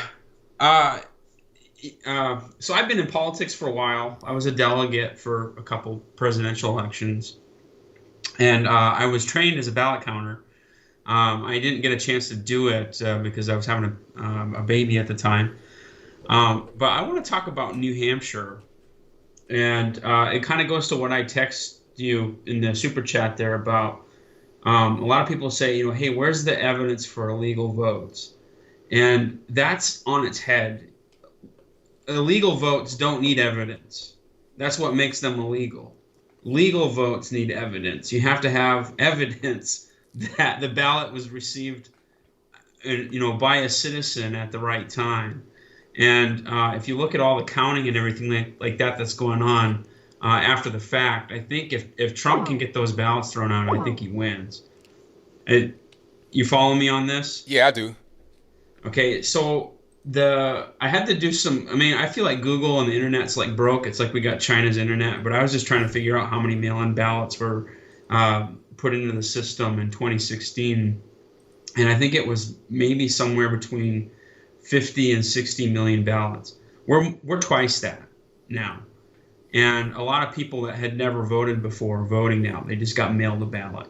So that really does explain the participation for the most part, and I feel like it does explain sort of the surge in the Biden votes as well, because if you look at the 2016 election versus this election here, not a lot of states are different. I mean, I think Minnesota is like kind of different. Like it went from -2% against Trump to -7% against Trump, but they're all about the same. And in particular, New Hampshire ended up going for Hillary Clinton. And after the fact, so this is a great case study that I wish everybody would look into, is New Hampshire in 2016, because it explains Arizona, it explains Wisconsin, it explains maybe not so much Georgia and Pennsylvania, but it explains how a single state can get swung by a very small amount of illegal votes. So if you look at all the ones that are knife edge, in New Hampshire, they discovered that about 3,000 to 6,000 people drove into New Hampshire and registered to vote with an out-of-state driver's license on the same day as the election, but only 3% of those people actually had a vehicle registered in New Hampshire, which means people dual voted, and the state ended up going to Hillary Clinton because of that. So if you look at like Nevada or something to that effect, with all the people from California kind of coming over, I don't think they had their legal residence all sorted out. And if Trump can go to court, he'll win Nevada on those grounds. If he can go to court on the grounds that we didn't have evidence for legal votes in Pennsylvania, he can win Pennsylvania.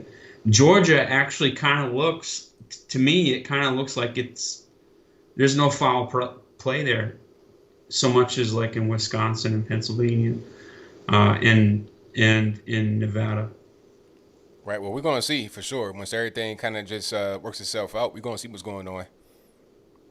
Yeah, man. I go to the bank with all those super chats, please, because you got a lot, and I'll let you get to the next call. But everyone, please look into New Hampshire in 2016, because that's sort of what's going on, and it explains a lot.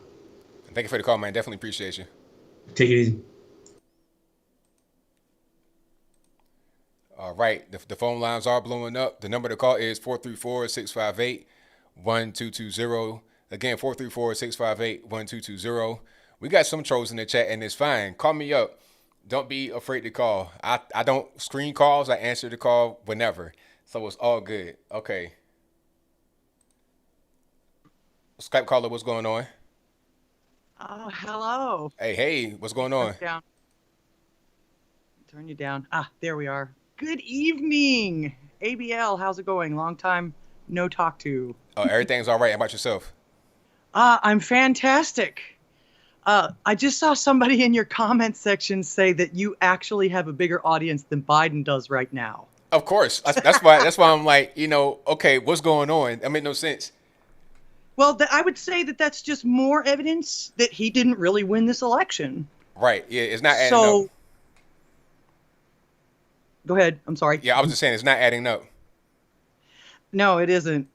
Anyway, thank you so much for taking my call tonight. I just noticed something that I don't think anybody mentioned, not anybody that I saw anyway.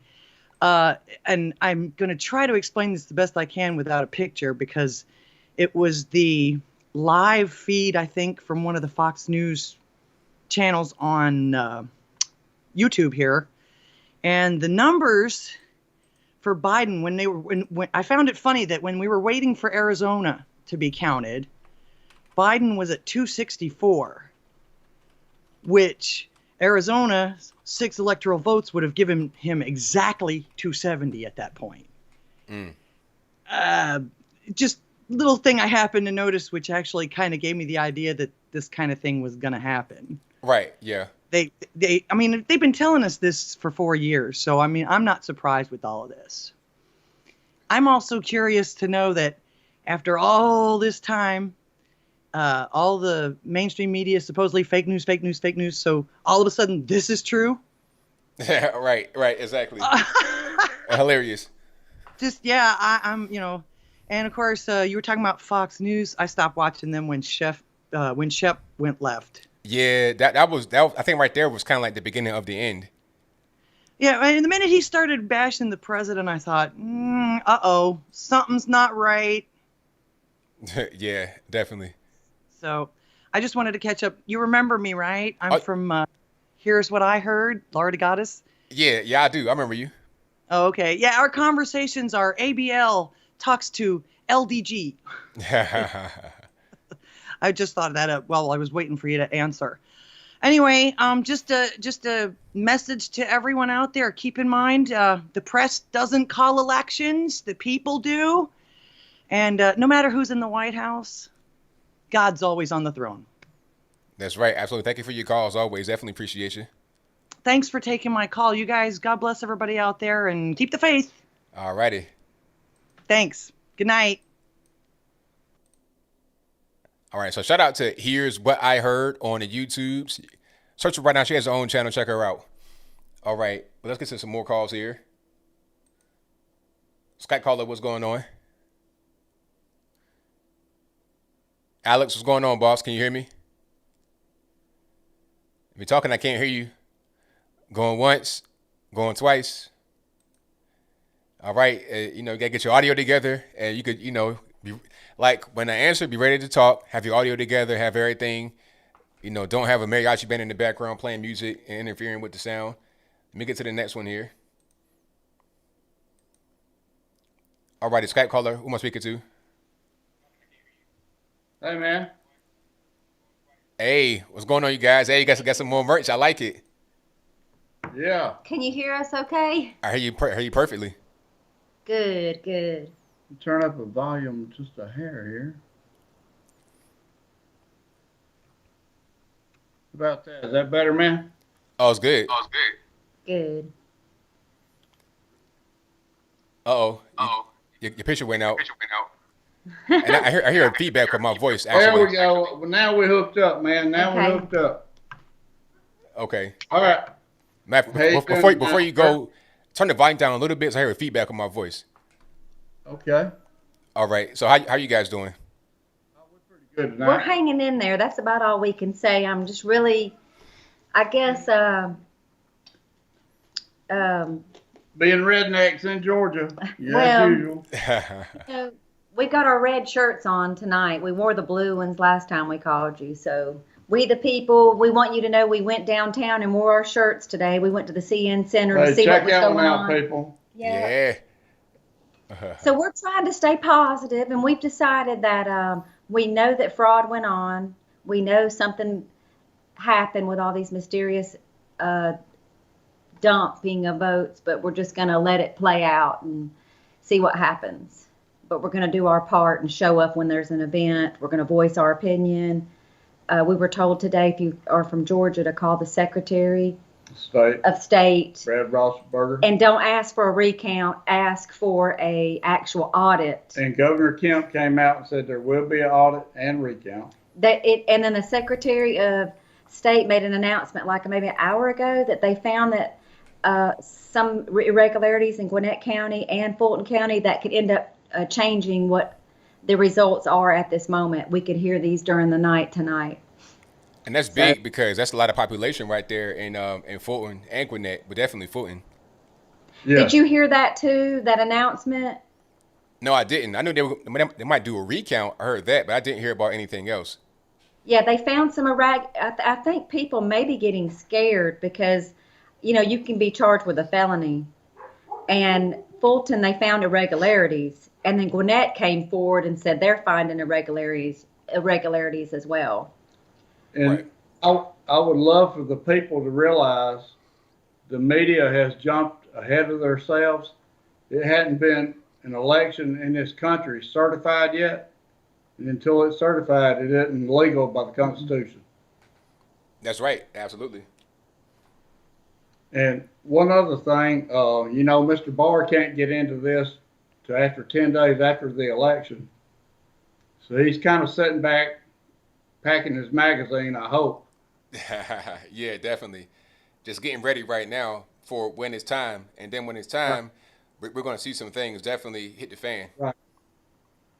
And I hope when that day comes that when we do the recounts and the audits, that our country will put as much emphasis on our election as we did in Iraq and Afghanistan to make sure it's done right.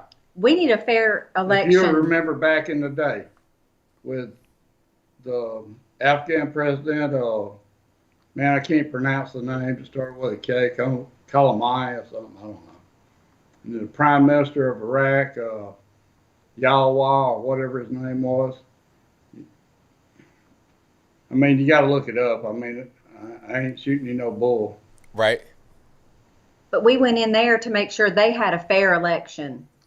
But then we're not even having a fair election here in this country. So, I don't know. Man, we were in Rome, Georgia last Sunday night. Yeah. And 40 to 60,000 people. I mean, yeah. Come on, you know. It was just Rome, Georgia.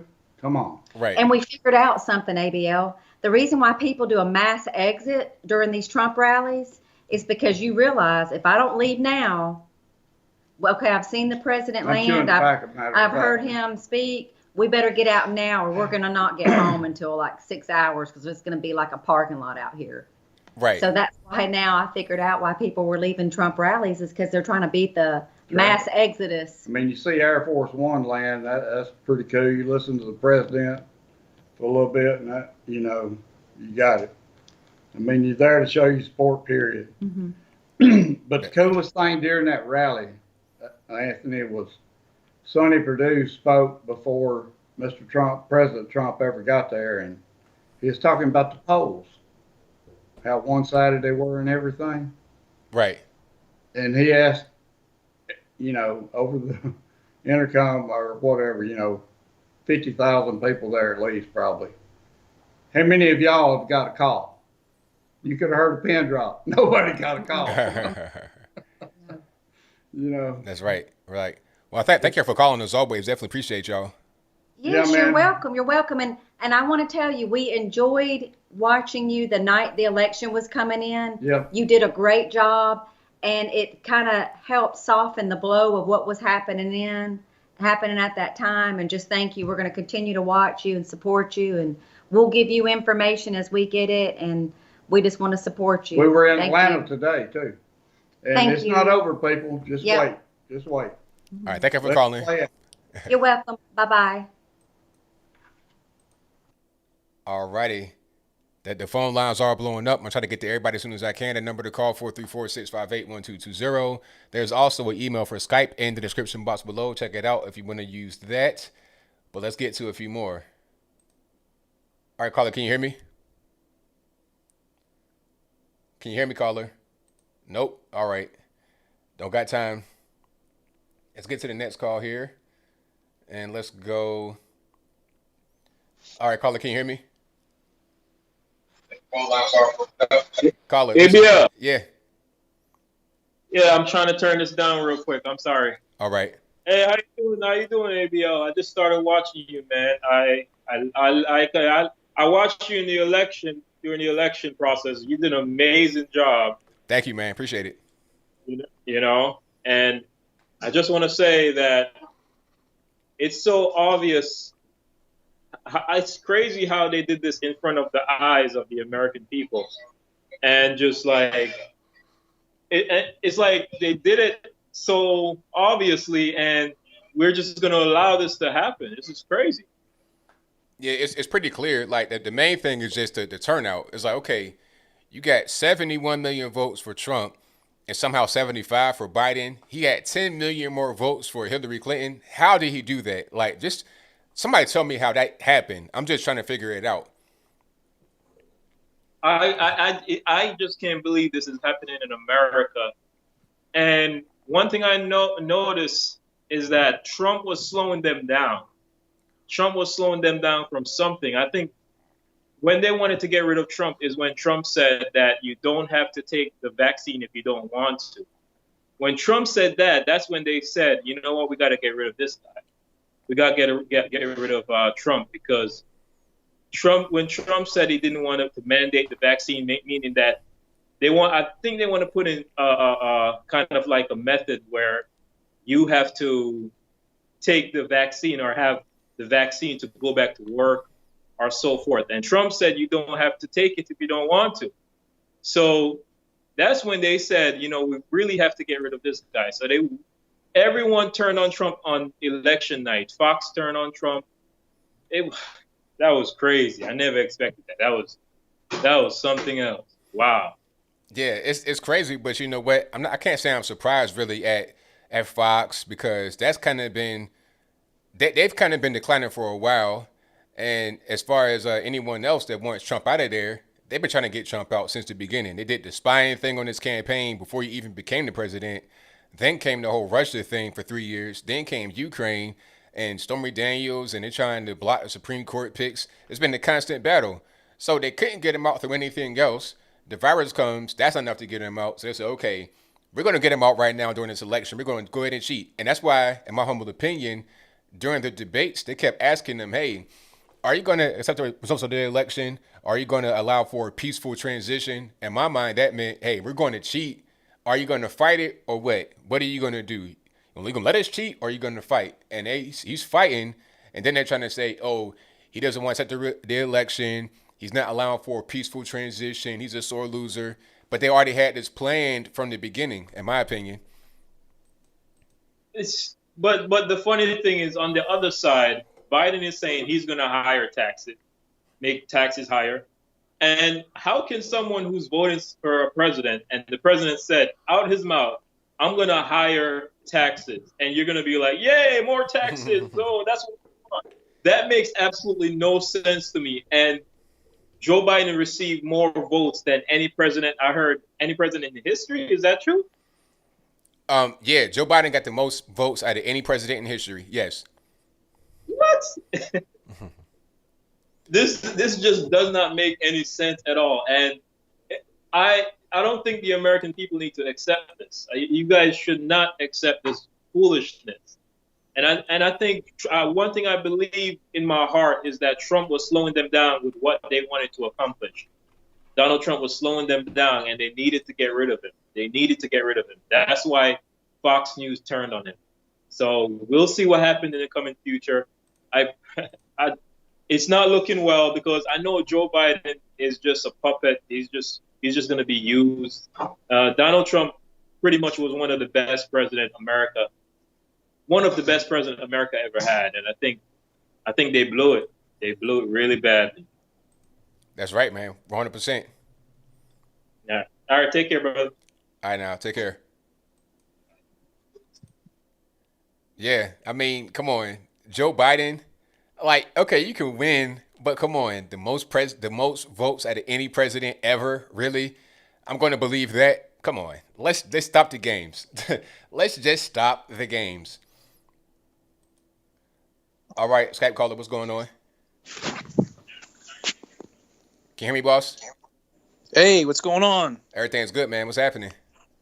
Yo, first off, thanks so much for the broadcast.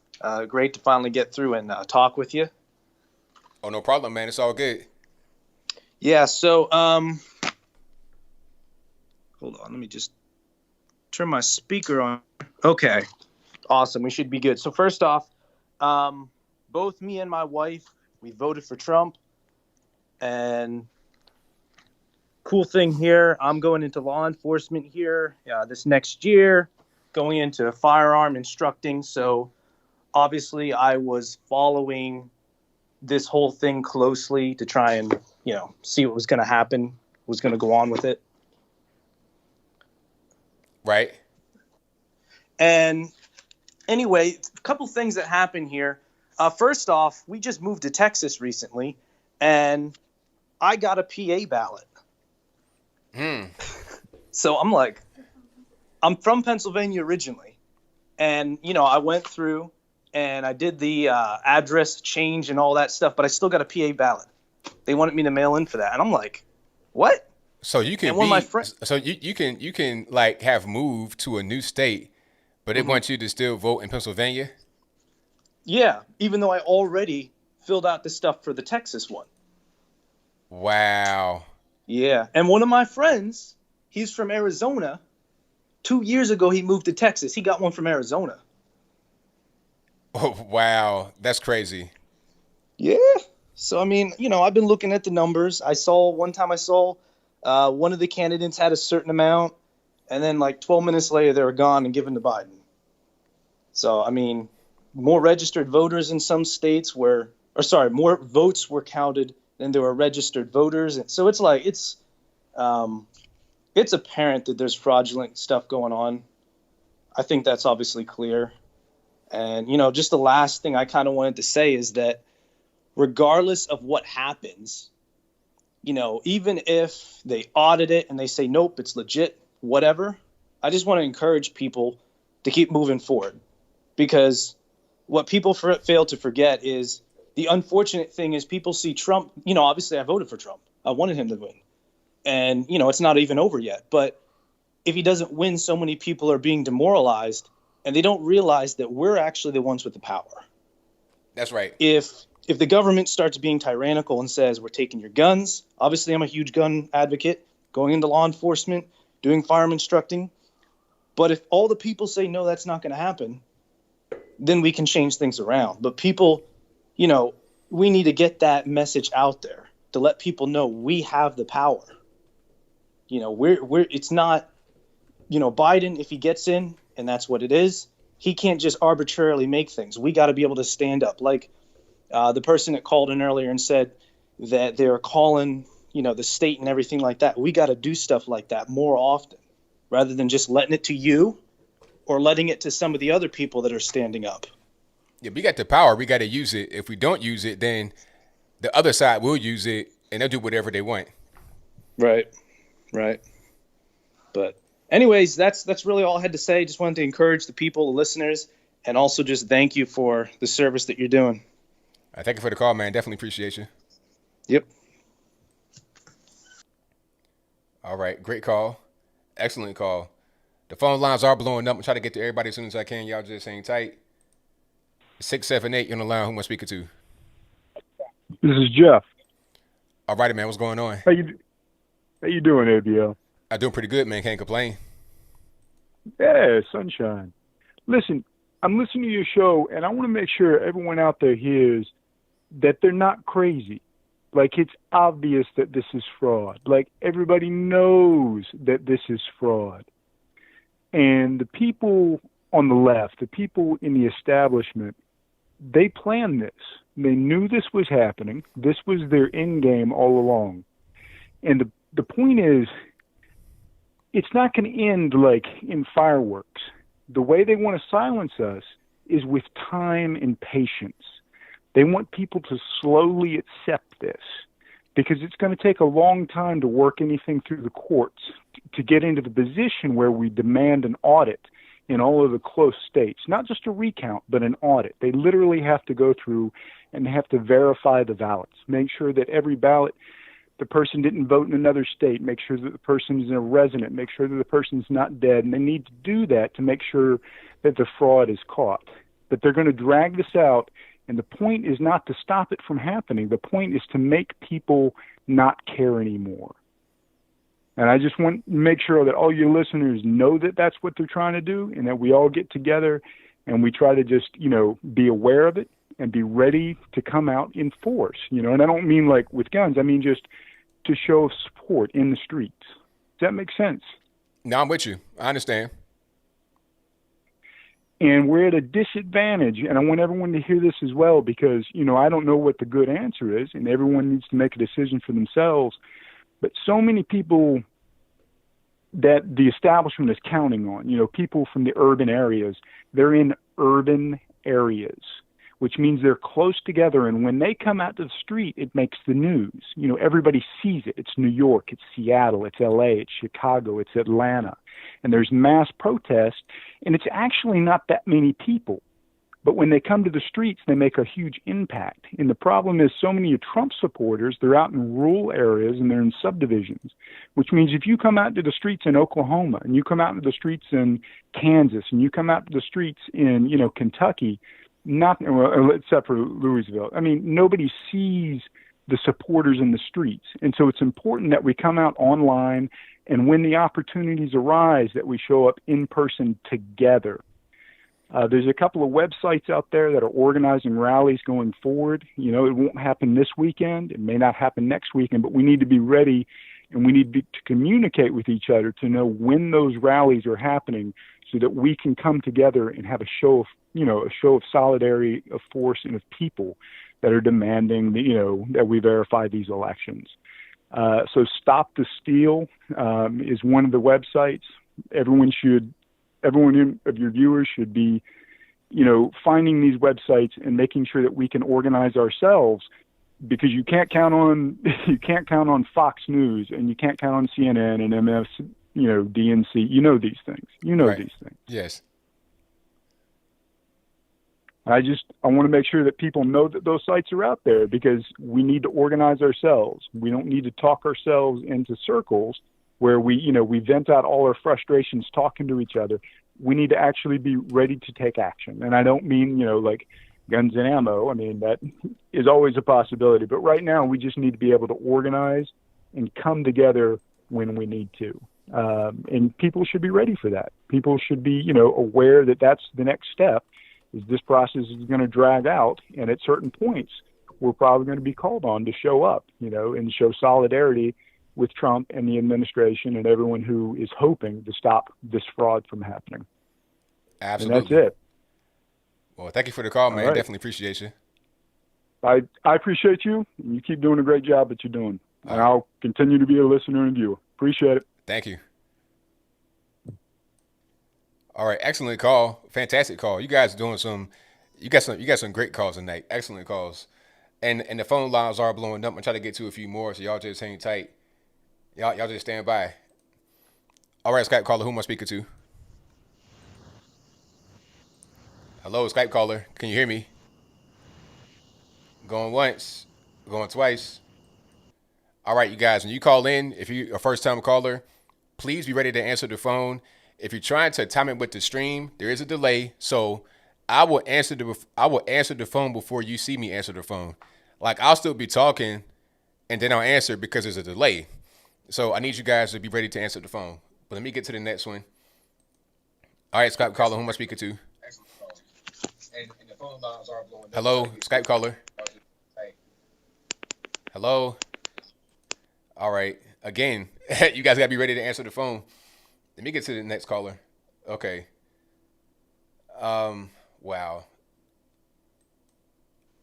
right, Skype caller, who am I speaking to? Hey, ABL, this is Garrett. How you doing? Everything's good, man. What's going on? I was just looking at all this crazy stuff with the election lately. It's been nuts ever since. Yeah, it's been crazy for sure. Yeah, I wonder if everyone has seen about. I know you mentioned the software glitch that they found in Michigan, but have you seen about how it's also the same software they're using in Georgia and a lot of different districts? Yeah, 30 states. 30 states, yeah. And like, I don't think people understand how far-reaching that could go. I've seen some videos like where the companies that developed that have gone through like little training seminars and stuff with people, and they're talking about how you can have these hidden functions where it shuffles the votes and it tries to keep it basically from being caught digitally.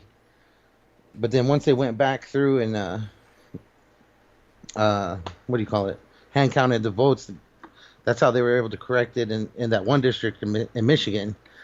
And that's what's so important about getting to a full audit in as many places as we can, because that's going to end up reversing just so many votes when you hand count them and hand verify things.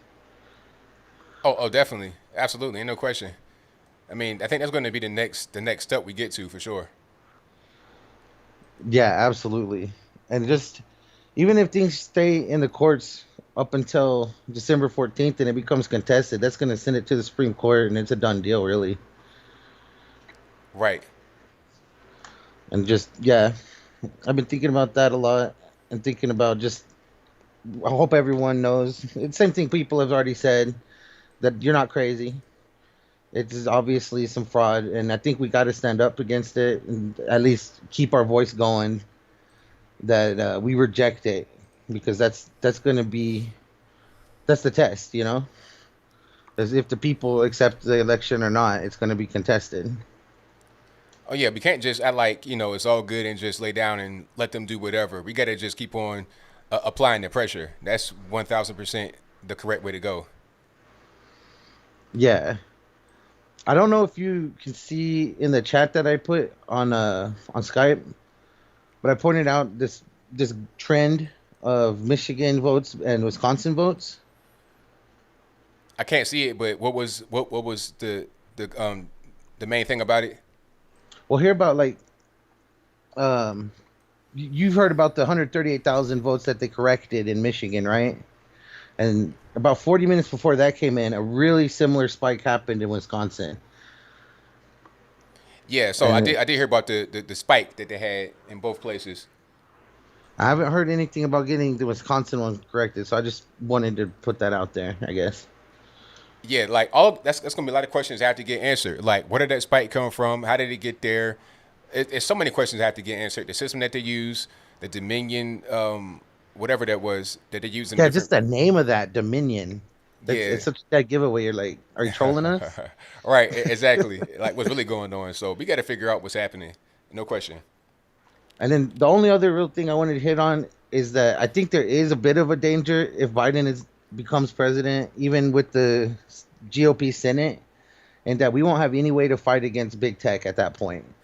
But that's not quite true if we fight hard enough in our state senates, because state laws can actually really put pressure on tech companies. Well, I think it might go to the Supreme Court. Like, it might travel up that way. It just depends on how it goes and what if there's any kind of lawsuit, so what the lawsuit is going to be on.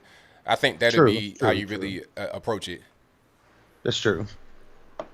Cool. Well, man, keep up the good work. Appreciate you. And thank you for the call, man. Definitely appreciate you. Have a good one. All right, great call. Let's get to a few more here. All righty. Let's go. Wow, the phone lines are blowing all the way up. All right, Skype caller, who am I speaking to? Hey, ABL. Jamir out from Manila. How are you doing? Everything's good, man. How about yourself? Yeah, I'm doing fine. By the way, I'd just like to say thanks for giving us perfect information during your coverage of the election. That was a 7 or 8 hour stream. Terrific, and I hope you guys do more of that. I'd just like to ask at least a few questions from you on your point of view. Would that be fine? Oh, that's fine, but I got a little bit of background noise. Can you turn that down for me? Just 1 second. Me? I'm on phone. Sorry about that, because I'm also watching the stream right now. So I'd just like to ask you, ABL, what are your thoughts regarding the whole ballot stamping thing? Because it seems to be like the left always puts it a narrative like this is a conspiracy. Yeah, see, it's always a conspiracy. Like, there could be things that are legitimate, and that's not even a thing. The whole thing with the ballot stamping, that's not even a thing that's secret. I mean, there's been ways to track ballots for a while. That's not actually a secret, but the left are just trying to paint it as a conspiracy to try to dismiss it as a possible explanation for any kind of fraud. But it's not actually a secret. It's something that's already been known. Now, how the stamping or the tracking will actually affect this election, I don't know. But you can track votes. That's something that's already been known. I'm just not really sure what angle they want to approach it on as far as how it impacted the election. But it's not any kind of conspiracy theory.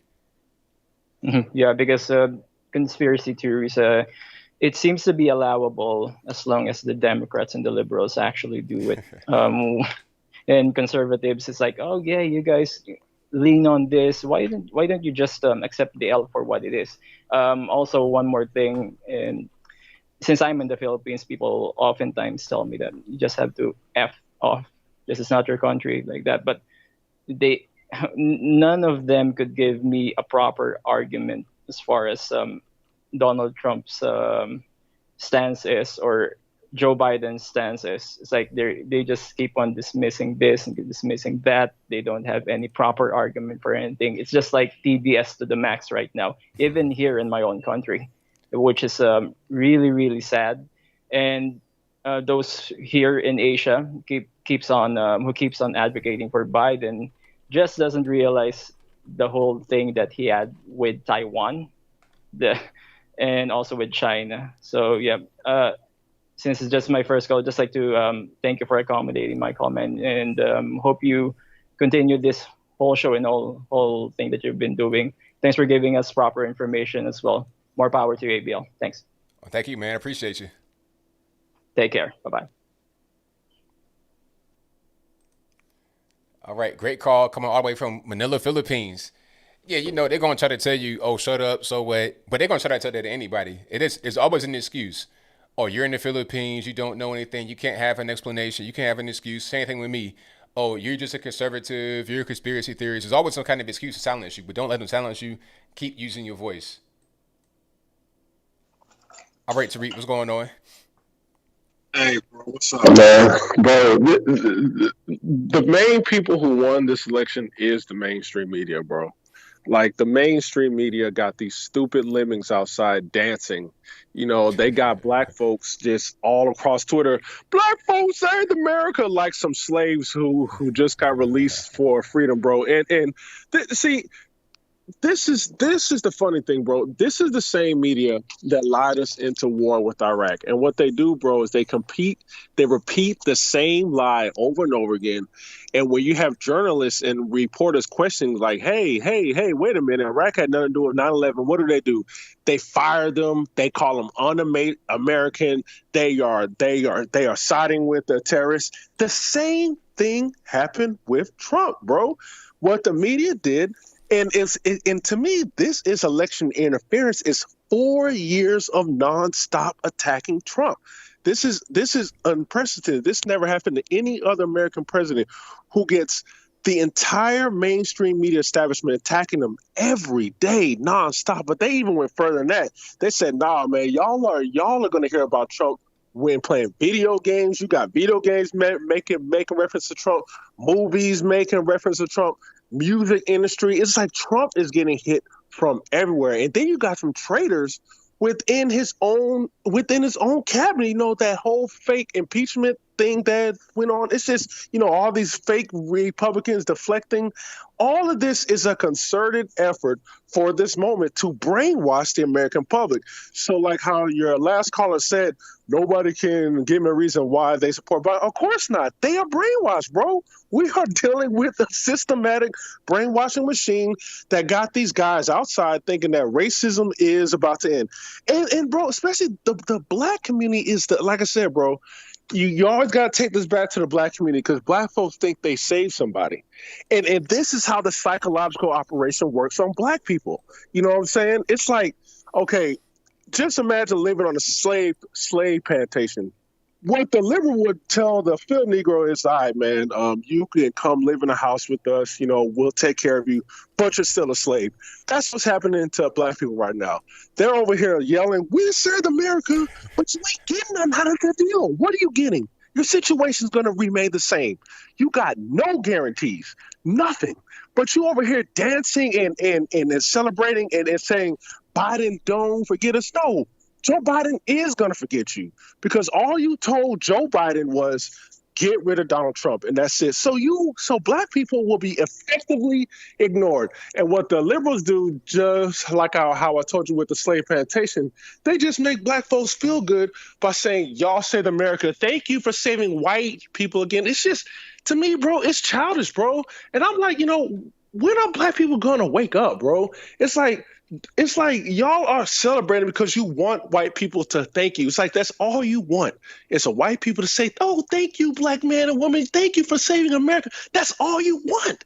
That's like a child, bro. Like a child needing attention, bro. Yeah, bro. But that's exactly what's going on. Trump has been cheating this election. The media called Biden the winner to create this atmosphere within the country and the entire world that Trump loses. And if you look at what's happened to Trump, bro, it's kind of hard to fight back when you got the whole world saying you lost, get out of here. You know what I'm saying? I don't even think the Supreme Court is going to back Trump, man, because I feel like they're going to, they don't want the ramifications turning around this election to back in Trump. But yeah, bro, this is exactly what's going on, bro. It's a psyop. And one more thing before I hang up, these stupid Bernie Sanders supporters, these very progressives, whose own candidate got cheated twice by the Democrat Party. You would think that they would stand up and say, you know what? We have the same common enemy at the Trump supporters. It's this daggone media who lied and got my candidate booted out the race. Now they did again. But what do these clowns do? And that's why progressives get nothing. They buckle and fold just like black folks, and they continue to vote Democrat. That's why black people will never get nothing in politics, and that's why progressives will never get nothing. Two weak groups of people. And that's pretty much all I got to say, bro. Thank you for the call, man. Definitely appreciate you. Take care. Hey, you said it all right there. I almost forgot about Bernie Sanders, and I said the Democratic Party cheated him in 2015. You guys that have been here for a long time remember NGPVAN and what was that? Debbie Wasserman Schultz and her nephew, and oh man, that was crazy.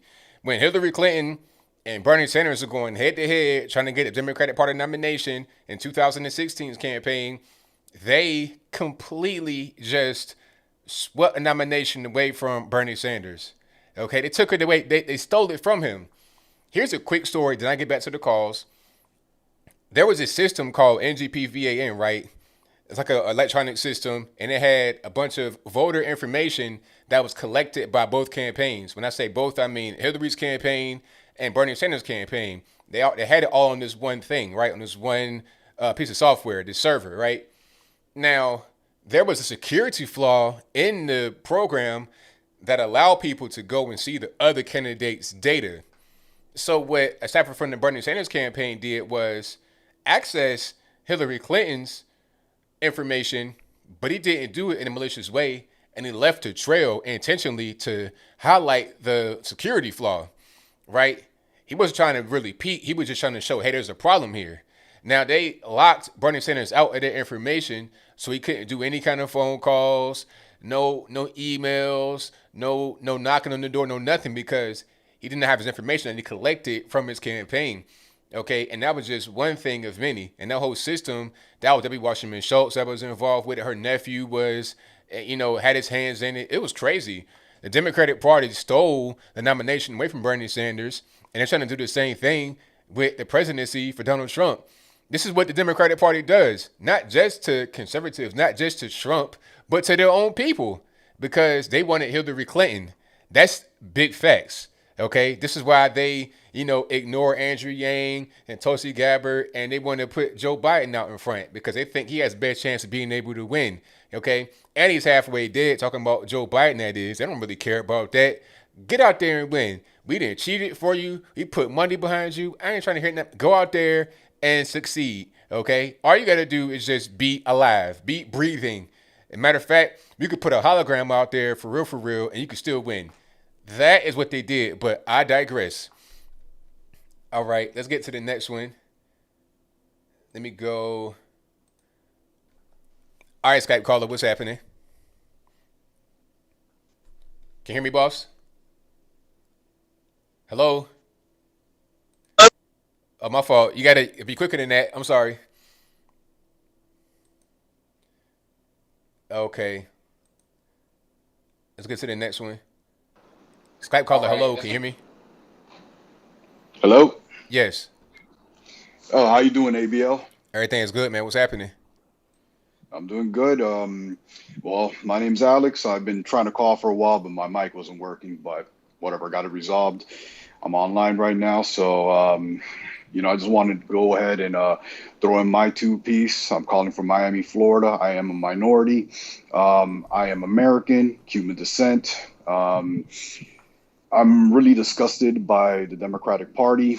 Right now, a lot of journalists and a lot of journalists and politicians are going ahead and they're bashing Cubans and Venezuelans here in Miami just for the simple fact that we voted for Trump and everything like that. I don't think it's right.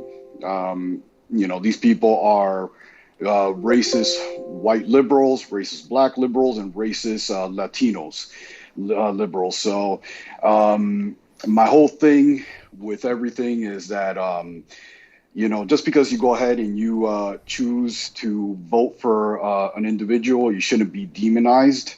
We are Latinos. They want to strip that away from us. I was actually surprised you didn't go ahead and talk about this in any of your videos, but I find it extremely disgusting.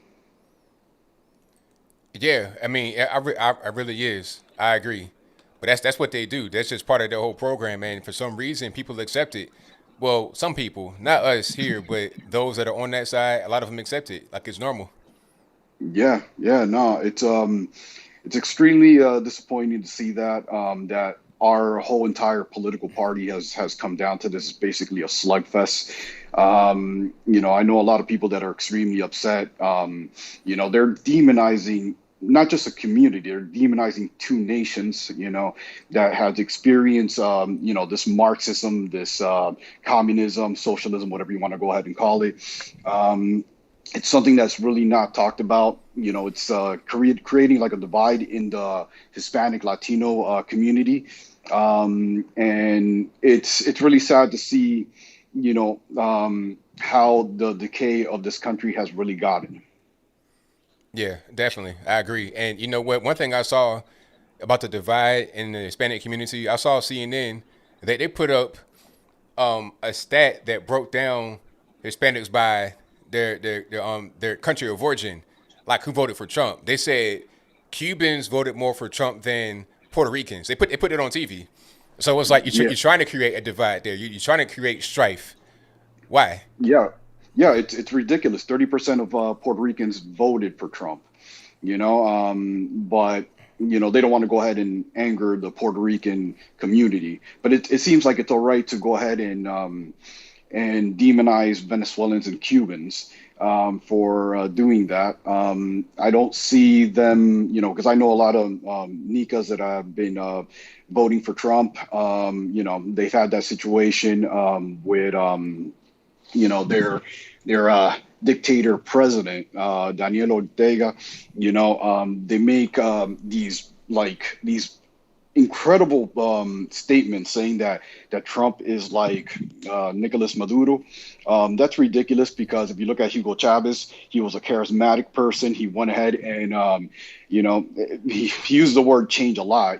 So you could actually, I would say that like if you listen to a lot of speeches from Hugo Chavez, he would go ahead and just give these ridiculous speeches how everything needs to change and change for the better and everything like that, and demonize capitalists and everything like that. There's no comparison between Donald Trump and an actual dictator.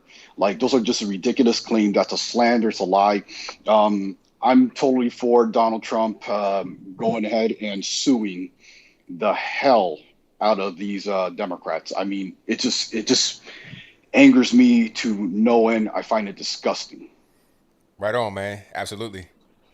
Yeah, I really hope that Trump goes ahead and pulls this victory. It'll be like fantastic to see this upset. I can't wait to see the memes once we pull up the upset, and I think liberals have been celebrating like way too early.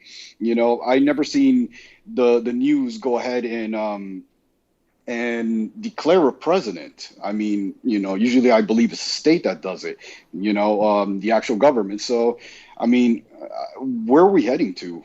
I mean, this is just ridiculous. Hey, it's a lot of good questions. A lot of good questions, man. Thank you for your call. Definitely appreciate you. Thank you, brother. You have a good night. Same to you now. All right. Bye. Great call.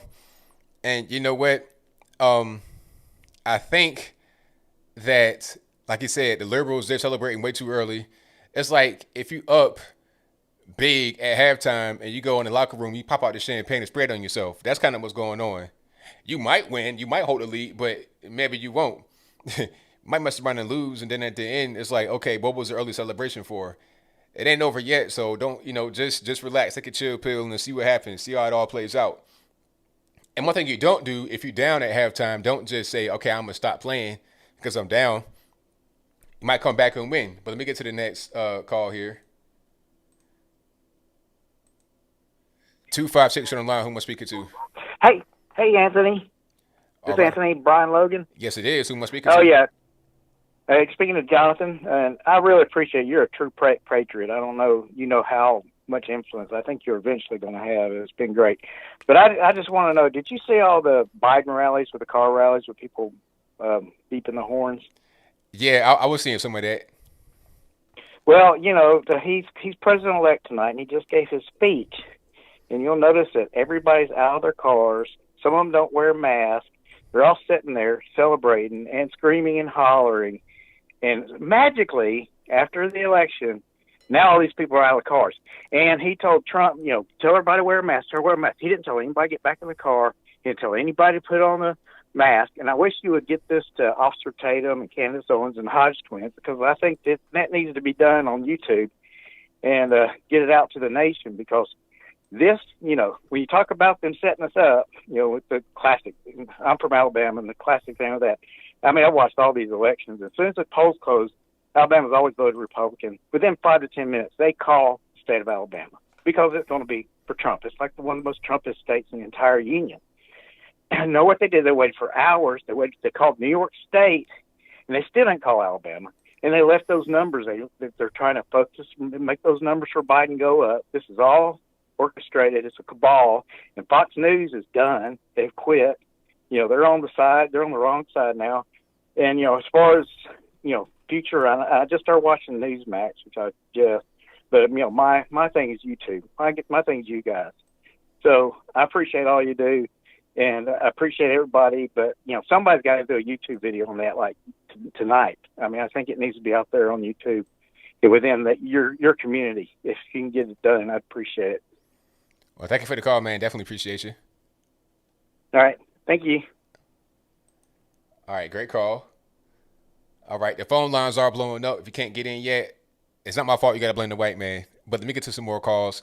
The number to call, 434-658-1220. There's also an email for Skype in the description box below. And the phone is also in the description box below. So if you got a question about how to reach me, how to call into the show, how to Skype, all of that is in the description box below. And if you like what you're hearing so far, give me your thumbs up on the video, share the video, do all that good stuff. We got about a good 45 minutes left of phone calls, and that's what we're going to do. So let's keep on rocking and rolling. Alrighty, calling you on the line. I'm speaking to 210. Hey, ABL. This is James from Texas. Sorry, let me turn your stream down really quick. Just quick comment. I know it's not over yet. I've been watching the election, for it seems like months now, right?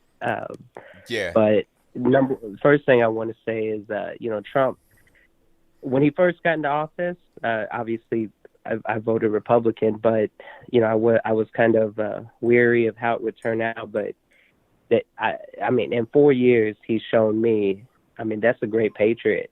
And I got to be honest, like if I was in his shoes, I think, all that he's been through with all the good things that he's done for this country, for him to keep fighting, that just shows how much he loves all of us as a country.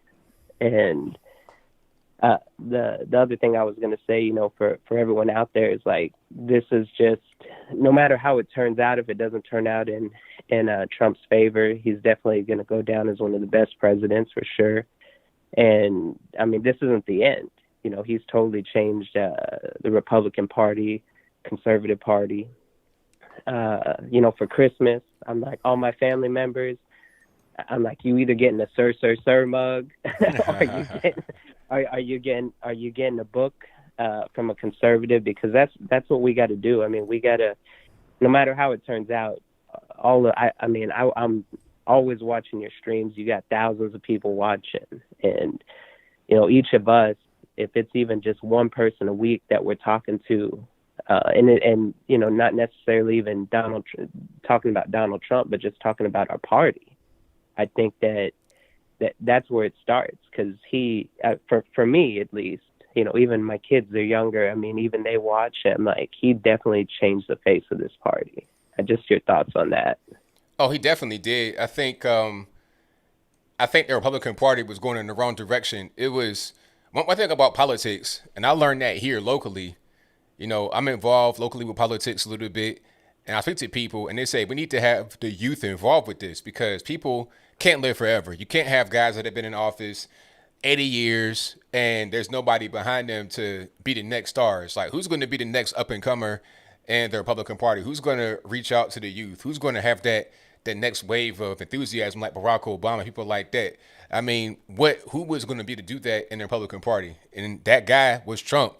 You know, reality star, real popular guy, famous, had money. It was perfect. Charismatic, you know, when he wanted to be. It was just, you know, it made sense for him to be that. So he changed the face of it, brought a whole new life to it, diversified it, did what was needed in a party that was going to have trouble gaining relevance on a national level, because the Democratic Party, they were really putting all their eggs in the young person basket on a local level and then transferring that to the national level. Even though you got the oldest guy in history running for president, which is a different story, they did that kind of work on the local level to transfer to a national level. And I think Trump was what we needed to change the face of the party. And now you got people that are very young, kids that are enthusiastic about being conservative. That's what he did, in my opinion.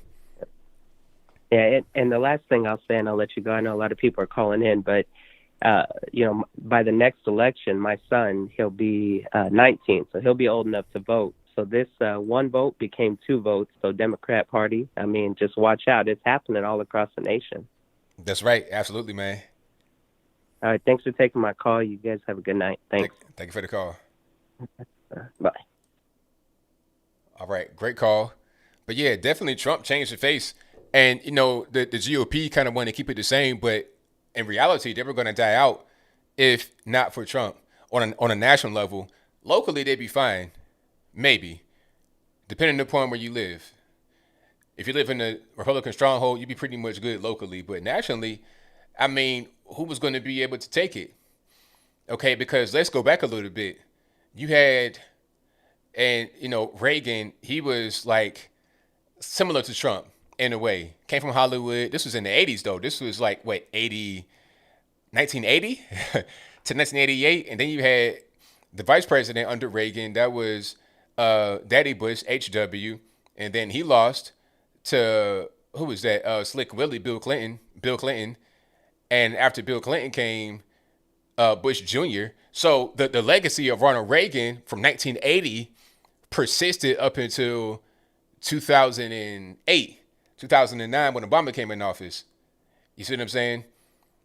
So then they try to put Jeb Bush in there. You can't do that. You got to move on to the next person. And who was going to be able to be the next Reagan or the next guy to just spark it? It was Trump. And he changed the face of it. So now what do we do? We can't just lay down. We got to keep the fire burning and keep the party going. Let's get to the next call. Sky caller, who am I speaking to? Oh, hey, ABL, it's Dan here. All righty, man. What's going on? Hey, I just want to say a big shout out to you from Sydney, Australia, actually. All right, man. Shout out to you, man. Come from all the way in the land down under, down in Oz. That's it. Another quick shout out to the big Des dog. He should be watching on stream as well. He'll be watching from a little bit further away from where I am. But thanks for taking my call. I've been following the US election a little bit. Obviously, Australia is very reliant on the US and things like that for our protection as far as what's happening in the world at the moment. And obviously, there's a bit of a sort of a tear apart between US and China. We've got a very good trade relation with China, and our Prime Minister has just come out and full support for Biden, actually. I know the votes haven't been completely or counted or verified yet, but I just wanted to see what you thought about the effects on the rest of the world, like places like Australia, on what's happening with the sort of leftist movement? That's a good question. I think that having Biden in office could kind of strengthen their point to say, okay, we need to go forward with progressive ideals and be part of the Paris Climate Accord, and we got to reduce carbon emission. I mean, some things they were already saying, maybe it would strengthen that point, but I'm not really sure to what extent, because there's going to be a lot of kickback from Americans over here. So they could put that news out there about Biden being the president, but there's also strife among citizens as far as, the way forward politically. Are we going to go towards this progressive leftist type movement, or are we going to go a different direction just among the people in general? So I think that Biden being president would just maybe help the argument a little bit, but I'm not really sure about how much. Yeah, I mean, Australia's very socialist, as you might have heard. We've got socialised medicine. We've got a lot of different sort of social movements in place. And I've been traditionally quite leftist myself, traditionally, but in the last couple of years, I've been sort of leaning more conservative, just based on the rhetoric that's been pushed out there by mainly by the US Democrats and the left movement over there. But I'm also vegan as well, which it doesn't go down so well with my fellow vegans being a bit more conservative. Oh yeah, I know what that is. That's a pretty liberal space.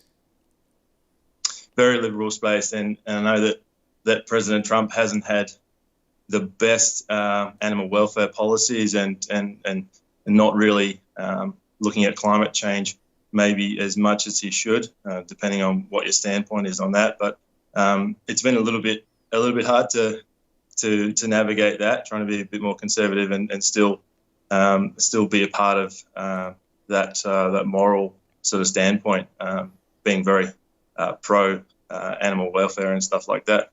But I want to say thanks so much for the live stream and sort of covering everything that you have been doing, and let's just hope that there is no signs of any kind of shady practices going on with counting the ballots and everything, because I know that everything that happens over there in the US does filter down here to Australia, and I want to make sure that everything's above board and we all can sort of move on as one rather than being divided. That's right, man. Well, thank you for your call. Definitely appreciate you. Thanks, ABL. Catch ya. All right, now. Great call. Hey, I'm getting calls from everywhere, all over the United States, all over the world. And that's what I was saying to you guys before. The whole world is watching this. It ain't just about us. It ain't just about Trump or about me or about us watching. It's about everybody in the whole world. So we got to get this whole thing right. And that's just what it is. Everything's above board. All right, caller, who am I speaking to? How are you? I'm doing all right. I got feedback in the background. Turn it down for me, please.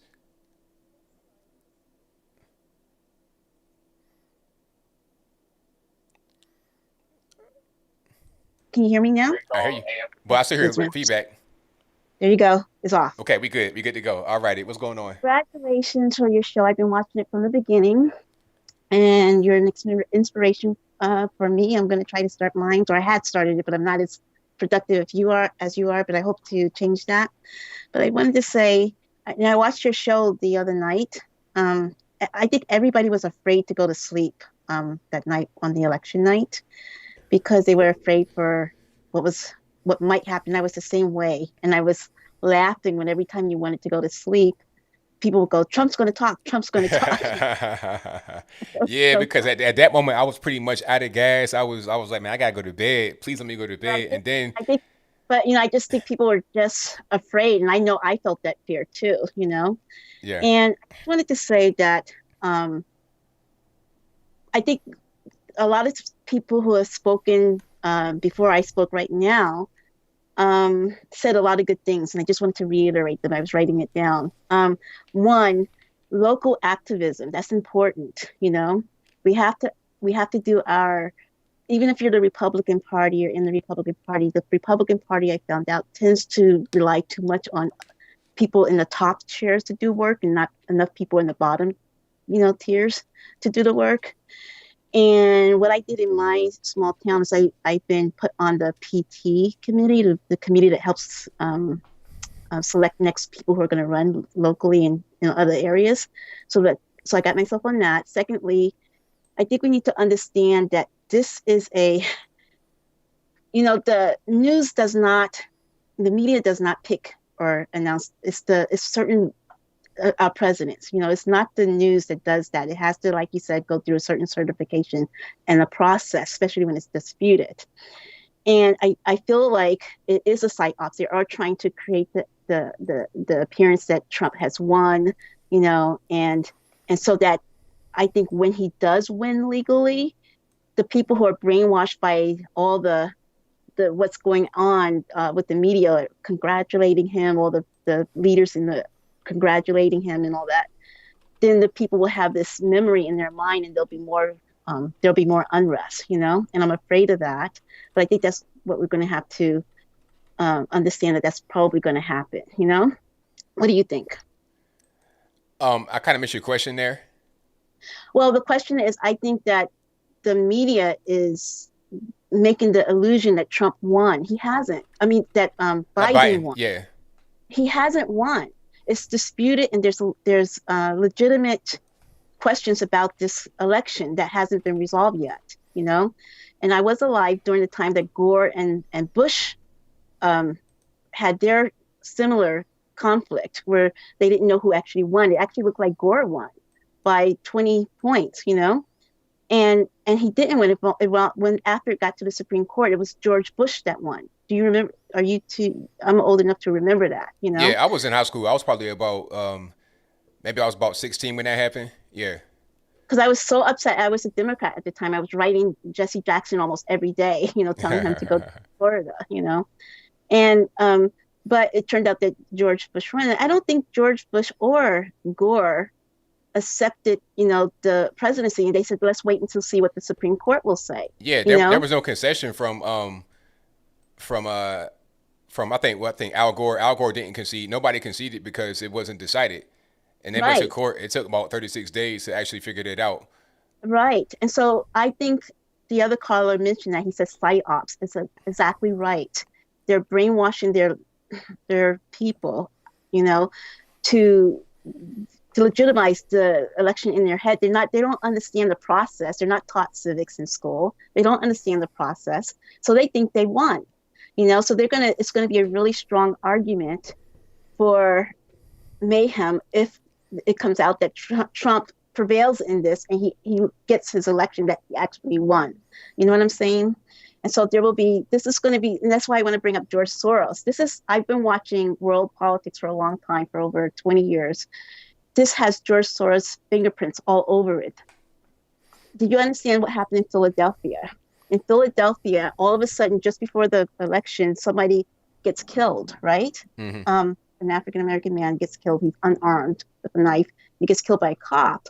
And I've been trying to say this to my friends. I said, this doesn't look right. No cops is going to go and do something and they know they're being filmed. You know what I'm saying? Yeah. They could be blocked, and then they can be at the right time, at the right place, and create a visual situation which serves to create unrest. It happened in Ukraine in 2014, and so this has, and who was in Ukraine in 2014? Biden was in Ukraine in 2014. Okay, that was a coup. The same thing is happening here, and so we have to really be strong, and we have to figure out how to circumvent that. It's just not that. It's something. It's not bigger than us if we know what's happening, and we can organize on the small level, and we have to work with God, of course, and. I have one more question. Well, I'm sorry that I have no time on this call, but thank you for your call. I definitely appreciate you. Thank you so much. Bye-bye. All right. Get to some more here. 716 on the line. Who am I speaking to? Hi, ABL. My name's Tia. All righty. What's going on? Oh, I was wondering, did you happen to see that they brought Hunter Biden on? With his fake acceptance speech up there? Hunter? They brought Hunter Biden out? No way. Yes, they did.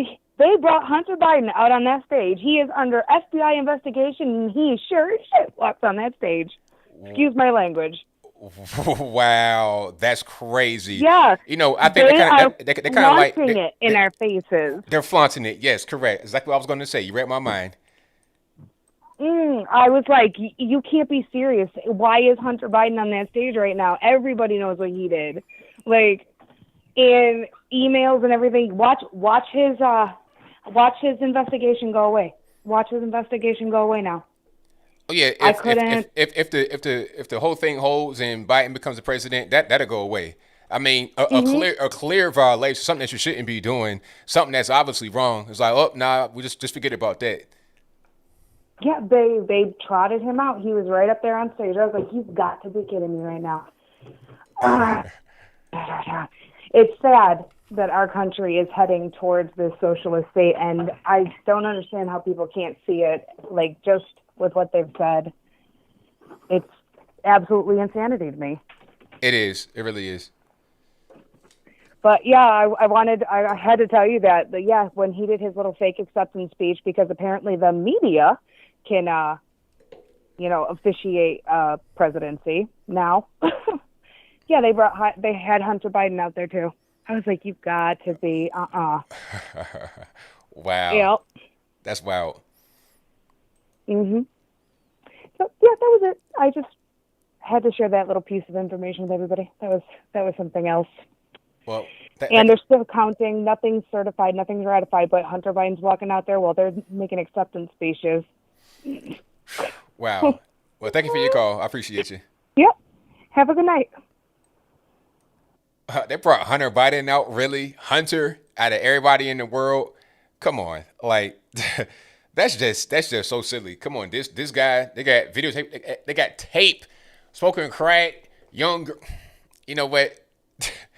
That's wild. Super wild. All right. Let's get to the next one. All right, Skype caller, what's happening? Hello, Skype caller. Hey, what's up, ABL? This is Mac. How you doing, man? Everything's good, man. What's happening? Hey, I just want to thank you, Brandon Tatum, Candace Owens, and the Hodge twins let me just say that I'm not the typical voter or anything. I really don't vote, but I do kind of keep my ear to the street to everything political and everything. So I appreciate everything that y'all been doing and, waking me up to what conservatives think. So, oh, no problem, man. It's all good.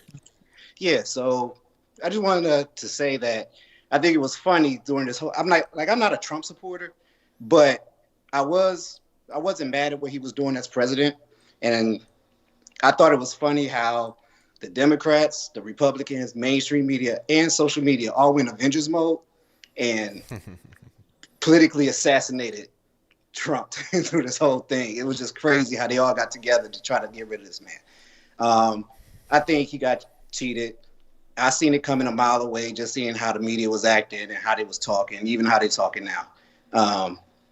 But I like how y'all, are sticking to him and actually supporting them and, getting the good word out there.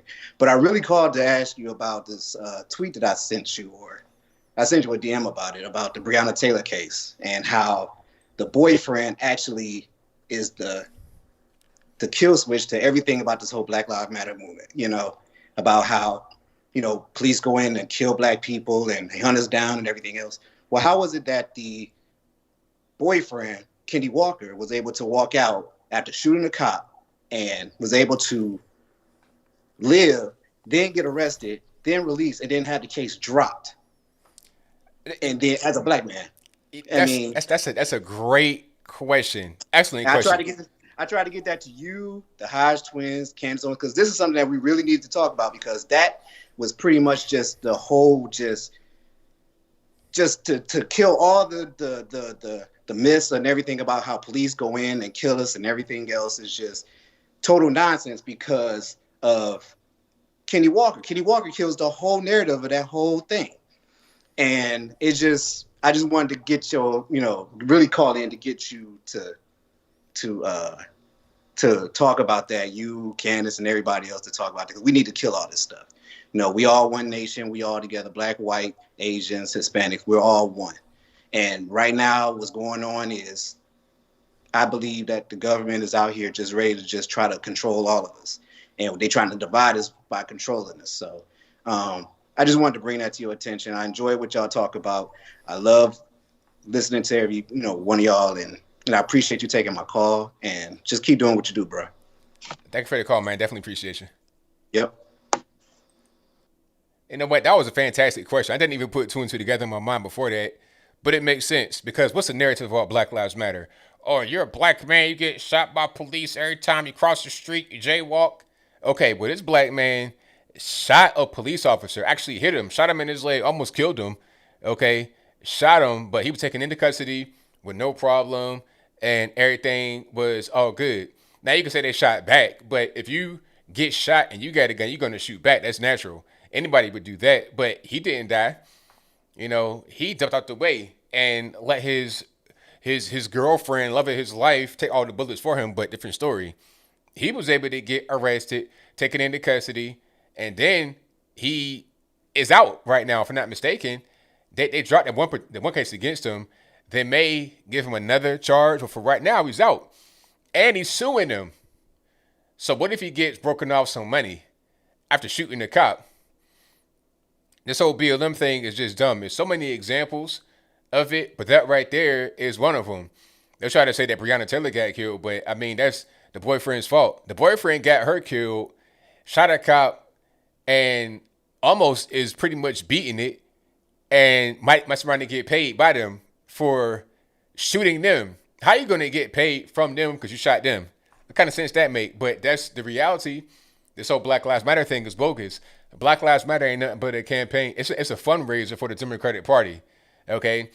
But they get like $10 to $20 million in one day after George Floyd died. That's what BLM got. $10 to $20 million. All right? And that money comes through Act Blue, which is a Democratic Party's payment processor. They get a piece of money that you bring in. What if they get, I don't know, let's say they get 5% of your money. What's 5% of 10 million, 500,000? If math is right. So, I mean, come on. Let's just put two and two together. But I digress. Let's get back to the calls. All right, let's go. Okay, hold on. I'm trying to answer 304 on the line. Who am I speaking to? Hey, this is Jamie. Is this ABL? Yes, it is. Oh, shit. Hey, me and my husband love you. We love you so much. Thank you for being honest and not being scared to say the truth. Thank you. I just wanted to say, I think the reason why Democrats and Republicans, both parties, turned against Trump is because he's anti-war. And I don't think it's enough to be just for, straight red or straight Republican in the future. I think we have to look at who's really going to do what's best for America and who's going to be against these stupid regime wars. Oh, definitely. Absolutely. Because that's a serious issue. And that's a big reason why I support Trump, is because he wasn't the kind of guy to go over there and just, be engaging in that. Yeah, exactly. And just one more thing. I just wanted to get your opinion. Isn't the fact that the media announced the House and the Senate, if the Republicans kept it or if it's who won the House and the Senate, doesn't that tell you right there that the votes are illegal? If they couldn't tell us who the president was, but they knew the rest of the ballot votes and how that turned out on the rest of the ballot, doesn't that tell you, right there, proof that those ballots aren't legal? That makes sense to me. It makes a lot of sense to me. I know, that just seems like a common sense, like they're just throwing it in her face. And, I just thought about that, so I just wanted to bring that up to you. But we love you so much. Well, I thank y'all for calling from West Virginia. That's what the area code is, right? Absolutely, yes. Well, thank y'all for calling from West Virginia, my home. I was born in Kanawha County, so I got a connection. So shout out to y'all. I know. That's why we love you. All right, keep it up. All right, now. Thank y'all. Okay, bye-bye. Thank you. All right, good call. And the phone lines are jumping. I'm gonna try to get to a few more. So I got about 20 more minutes. If you can't get on, don't blame me. Blame the white man. Let's go.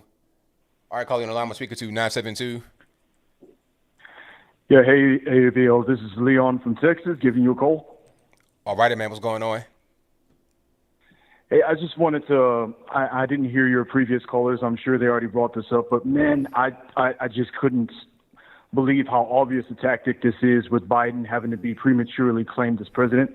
I mean, with the mainstream media, I don't know if anybody realizes this, but to me, it's kind of like a ploy for people to actually give up hope and lose the will to fight. I mean, media can be very manipulative. Powers that be can definitely make it seem like, you know, there's no reason to fight. It's over. There's nothing you can do. And I'm just hoping that people who are watching this take place understand that, you know, this is definitely not over. I mean, the election process, I mean, it's kind of like the entire country is still holding its breath. I'm sure you and most individuals have noticed that. It's like nobody could go to sleep during election night. Nobody could actually stop Googling, you know, the progression of votes and, you know, who's winning states. And it's like everything is currently on pause. But the Biden and his campaign, the Democrats, they want to make people think that, you know, it's over. When the truth is, if you actually pay attention to the truth, it's not over. We're still in this. Trump's still in this. And I just want people to know, don't lose heart. Definitely don't give in to despair. Stay encouraged because Trump's a fighter. One of the reasons that we've all voted for him and that he got elected as president is because he's not a politician. And I think with recent events in his 4 years of presidency and even before that, he's proven that, you know, he's not somebody who's just going to say one thing and do another. I'm sure you can agree that that's one of the reasons why people like him. Oh, yeah, definitely.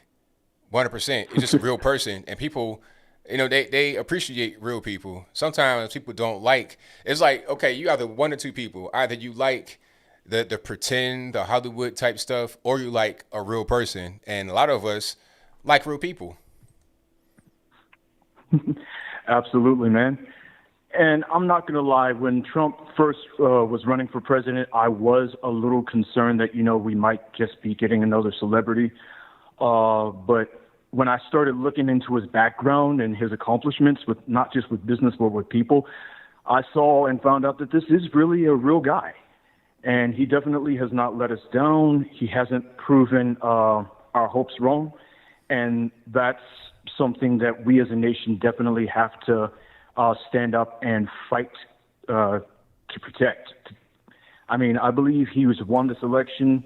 I know that a lot of people want to say that he lost, but I believe Trump won. And I know that with all the lawsuits that are going on, that he's going to win. So, but I also know that the powers that be definitely want to like keep us held down from having to stand up for Trump and stand up for a fair election. If it was, you know, a fair loss, most of us can definitely deal with that and not be sore losers. But we've definitely seen examples of voter fraud enough to like be like, okay, let's find out what's really going on. I mean, let's look into this and just make sure that, you know, this is like a real vote. And obviously there are people trying to make it so that nobody looks into it deep enough and prove that, you know, there's a lot of people behind the scenes trying to favor Biden when it's actually Trump who's getting, you know, the high votes. So I suppose the main reason I wanted to call is just to encourage everybody, don't give up hope. Don't give up hope. It's not over. If anything, it's kind of like the story with King Solomon in the Bible. He had a brother who wanted to ascend to being the king of Israel, and he put on a premature party with a whole bunch of the leading members of the nation. And what happened was that the mother of Solomon decided to go to the current king, which was David, and bring this concern to the king that, you know, Solomon's brother desires to take the throne without your realizing it. And after he is proclaimed king, he will kill me and my son Solomon. And David, knowing this, brought all of the leaders and the prophets of the nation over and proclaimed in front of them all that Solomon was king. And when that happened, his brother actually had to go to the temple where I believe there was a horn that had to be ringed in order to beg for mercy before the Lord and the king, so as not to be killed immediately for treachery. And that's what I think this is like. I think this is going to be exactly like that, where it's going to be proven that Biden is not only the loser of this election, but also responsible for a whole bunch of the fraud that's taking place, and that legal actions are going to be taken against them, and that he's just going to be found out for the scum that he is. So right that's on, all man. I wanted to share. Thank you for your call. Definitely appreciate you. Welcome to it. Take care. God bless. All right, great call. Excellent call. Let's get to a few more calls here. And thank you guys for being here. You guys are the best audience anywhere on the internet. The number to call, 434-658-1220. And also there's an email. You can join me on Skype. That's in the description box below. The number is also always in the description box below. But let me get to the next one. All right, Skype caller, who am I speaking to? Hey, what's up, ABL? Everything is good, man. What's going on? Hey, so this election, man. So I'm in California, and a lot of us are talking about how weird it is that there were so many Trump supporters at the polls. I mean, people were all decked out. They had their gear. I mean, it was insane. And that was in California? Yeah, I was in California, and I mean, it was just such a monumental amount of support that it didn't make sense. A lot of people went to Facebook, and they were like, what is going on? We were trying to flip this red, and to say that 30% of this state is all that voted for Trump, no way. No way. It had to be so much more. And besides this, the Senate, we had people who were voted in to the Republican for the Senate in the same states that Biden was voted in. When do you not write down the ticket? The people who go to vote for Trump would also go down the ticket and write R. So a lot of it doesn't make sense. Yeah, it doesn't really add up. I don't really see people that would vote for a Republican senator that would also vote for Joe Biden. That doesn't really add up to me. I don't see, like, the whole thing doesn't make any sense. Exactly. And then the last thing I want to say is in Michigan, I don't know if you heard, but they said that they found a glitch in the system to where 3,000, a couple hundred votes were redistributed to Trump because they went to Biden. They won the Senate in Michigan, but then it had to flip to Trump because it was wrong, which means, once again, Senate race won in Michigan, and yet Biden won Michigan. And Wisconsin was insane. Yeah, I saw that. And that's going to be coming out more because that system that was used in Michigan is used in 30 different states. So imagine how many so-called glitches happen but have not been discovered yet that could flip some votes. So this is going to be a long process we got going on here. Exactly. And you know what?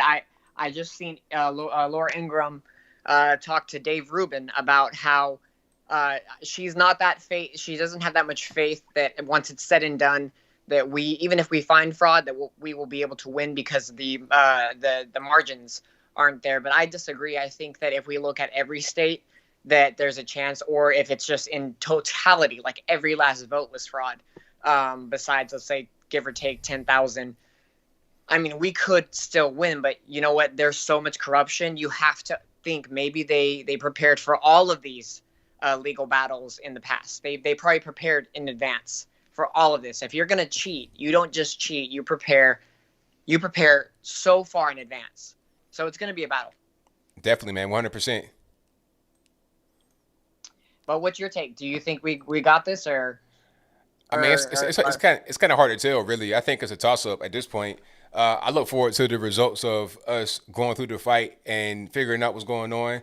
I feel like regardless of what it is, win, lose, or draw, there's going to be a lot of things exposed, a lot of corruption, a lot of fraud, and it could be systemic things that have been going on for a long time that have just been kind of happening and nobody even really questioned it. You would just think, oh, California, it's a blue state, it'll always go blue, not even questioning that there could be some voter fraud that's happening in the state that keeps them in power. So I think a lot of these things are going to be uncovered, not just from what Trump is doing, but also some independent journalism, some undercover stuff that's going on right now.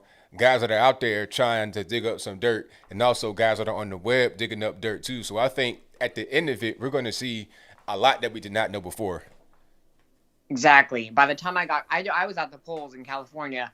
Literally, California was already called by the time I got back. Me and my brother were like, why did we bother going to the polls? I mean, I understand the process. It normally happens that way when they have 1% reporting. But, I mean, it was such a different election. I don't understand that. It makes no sense. And I actually was on live with you last time when we were trying to figure out the VP. And I said that Kamala was going to be in and do the flip, which you also said that whoever got in was going to probably try to be the president over Biden. And then sure enough, they pulled everything off that we've been saying for so long. Yeah. Yep. I don't know. All right, man. Well, thank you for the call, man. Definitely appreciate you. Thank you so much for picking up, man. Love your channel. All right. A great call. Yeah, man, we know what's happening. We got to be able to put our people in and fight against it, because we just keep letting them get in. I mean, they're going to keep on doing whatever they want to do. These are things people actually get, because it's nothing but people doing this. They're people just like us. So if we put our people in there and we do what we're going to do, then what can they do against it? And thank you to Lisa Pat for your donations. I appreciate you. I see you right there. 2 very big donations. Thank you for that. I just happened to see it right there at the top. And thank you to everybody that's been donating. I appreciate you. And everybody watching, everybody hitting the like button, all that good stuff. I got a few minutes left here. And then I'm going to read super chats. And then I'm going to put a bow on the top. If you couldn't get in, then it's not my fault. You got to blame the white man. But let's take a couple more calls. Let's go. It's nothing but people. All right, Scott, caller. Who am I speaking to? They're people just like us. Whoa. Can you hear me, boss? I'm on the line with ABL. You live right now with me, man. What's going on?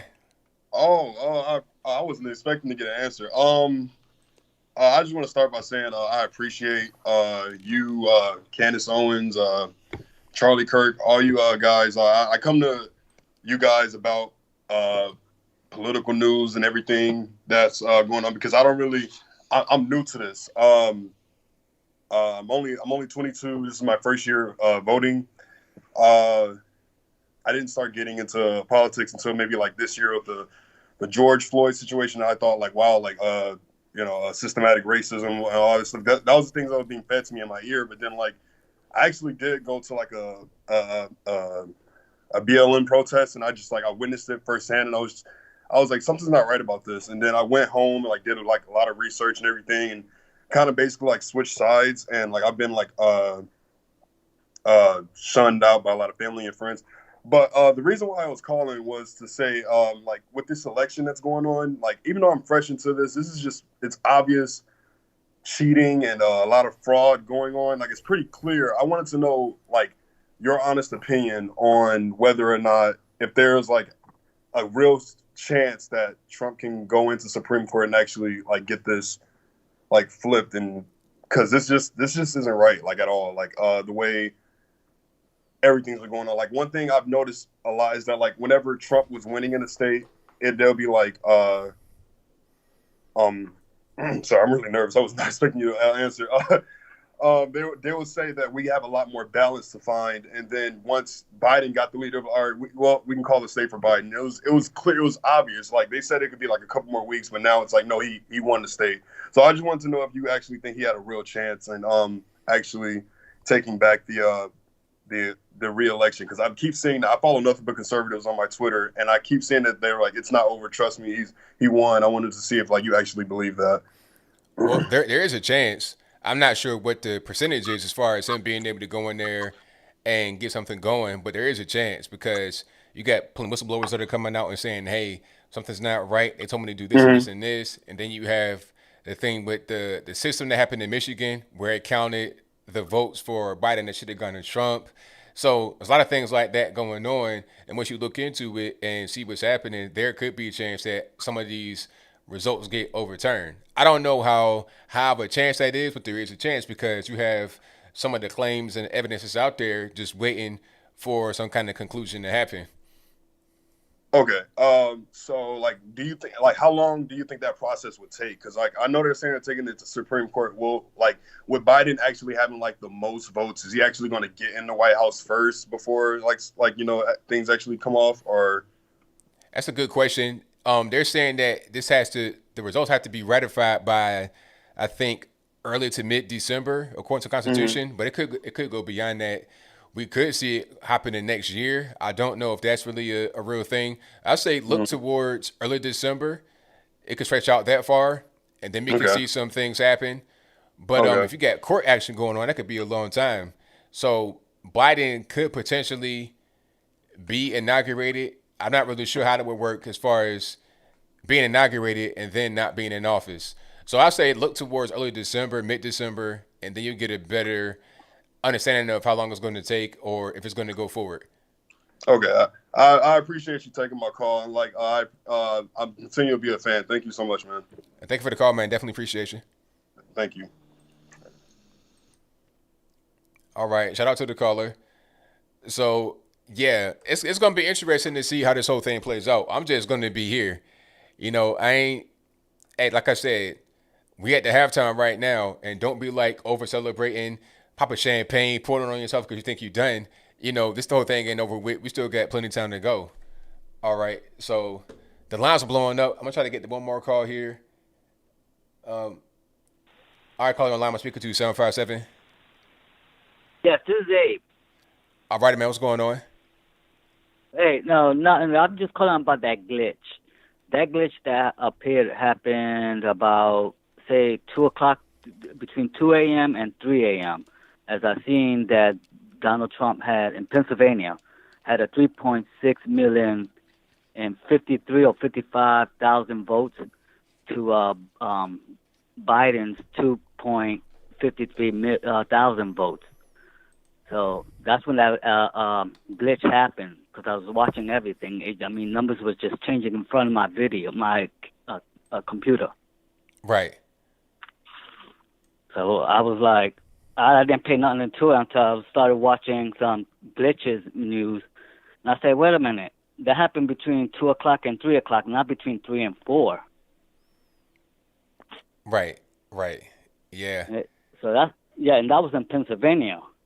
So, Trump had, like I said, he had looked at it. At one time, they had him tied up almost with Biden having 500,000 votes behind, because they both had him at 3 million each.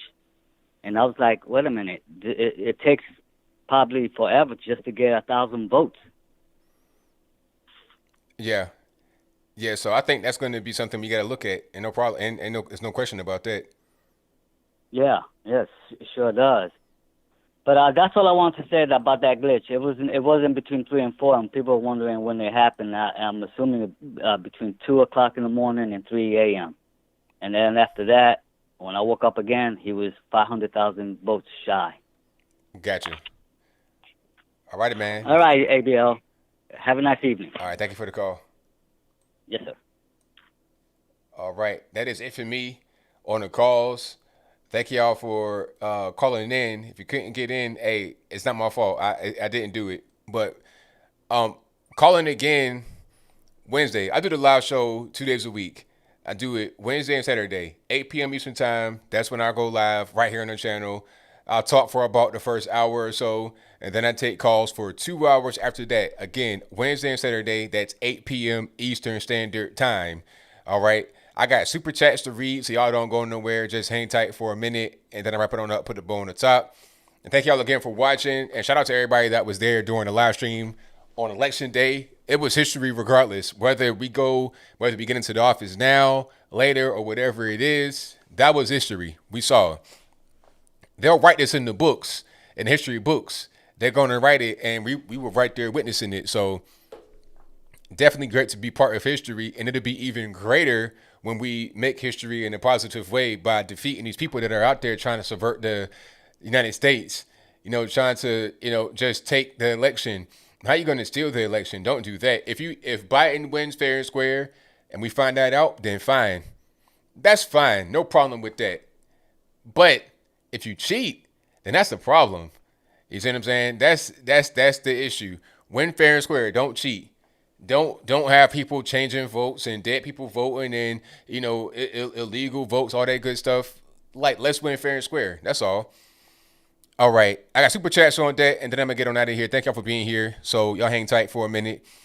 Let me see, where was I at? Okay, good one right here. Shout out to Marcelo Troelo, who says, ABL, please answer this. Do you think Fox News was made an offer they cannot refuse? What the heck happened? I think first of all, it's a couple of things. Number one, they've been taken over by Rupert Murdoch's sons, and his sons are very liberal, from what I hear. Maybe I'm wrong, but let me know in the comments below. But they're being controlled by Rupert Murdoch. I'm struggling, so I'm kind of sleepy. Rupert Murdoch's sons, right? And the second thing is that they're getting prepared for life beyond Trump.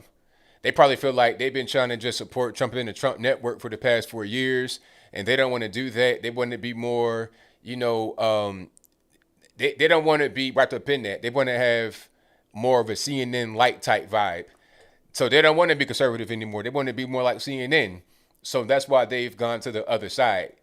And I think that's what's going on right now. Thank you to Fob Hopper, who says, Secretary of State in Georgia just started a recount due to discrepancies in ballot recording by the machines. Well, there we go. Thank you to IB Lurkin, great name, who says, on the bright side, COVID is officially over and minorities aren't oppressed anymore. Hope we are all ready to learn Mandarin. And you know what? I saw that, what was like a dance party they were having. They were having a dance party out there drinking. One girl got punched in the face about 4 or 5 times by a BLM dude. And that's something else. I saw a video. I won't play it here because they might try to strike this video. But on Twitter, I saw a video of a black dude punching what appeared to have been a white girl in her face about 3 or 4 times. And nobody did anything. No police came out there and shot him. It was just all good, And then was at some kind of Biden rally. And I think it was people that are on the left, a BLM supporter versus a Biden supporter. I don't know what triggered the dude, but he hit her like 3 or 4 times. Bop, bop, bop. And it was like the softest punches because she ate them like they was Pringles potato chips. It was like, man, if you're going to hit a girl, first of all, I don't know why you did that. It's kind of cowardly to hit a woman. But second of all, if you're going to hit her, at least, you got to lean her a little bit. But I'm kind of getting crazy. So let me go to the next thing. Thank y'all for being here. Let me see. Shout out to Scott Graham, who says, how about Trump playing golf while mainstream media declares Biden the winner? Trump isn't worried. Neither should we be. Exactly. He's not worried. Not worried at all. And he's not going to give up. People look at the whole golfing thing and think, oh, well, he doesn't really care. He's just aloof. Nah, it's not even it. He's not going to let himself get stressed out over the whole situation. He's going to continue to fight. All right. Thank you to, let me see. Madman Josh, who says, well, I guess it's official. Socialism is the cure to COVID. Time to stop Operation Warp Speed. We don't need a vaccine now. Exactly. Exactly. All right. Thank you to Ty, who says, will Biden allow critical race training back? Probably so on the federal government. Probably so. Thank you to David Clater for your donation. Shout out to Christopher Norman, who says, Georgia reporting 99% for 2 days, moved to 5%. Crazy. Shannon Haney says, I'm keeping my Trump Pence flag up until it's in tatters. There you go. Thank you to David Clater again. Thank you to Prima Umbra 97, who says, I just love how the media talks about COVID day in, day out for months, but as soon as the election starts, not one peep. Exactly. They pick and choose what they want to cover when they want to cover it. If they want to cover the virus, they'll cover that, and then they can just switch. Like the virus would be the worst thing in the world when they want to cover it, but then when they want to cover the election, they totally forget about the virus. You could be out there doing a cha-cha slide and an electric slide, all that good stuff after Biden wins, and that's fine. What did CNN call it? A masked? I forgot what they said. Like, they try to make some kind of crazy name for it. I'm gonna find it right quick. Yeah, they called it masked elation. Not, a super spreader or nothing like that. Masked elation. Okay, they out there sharing champagne bottles mouth to mouth.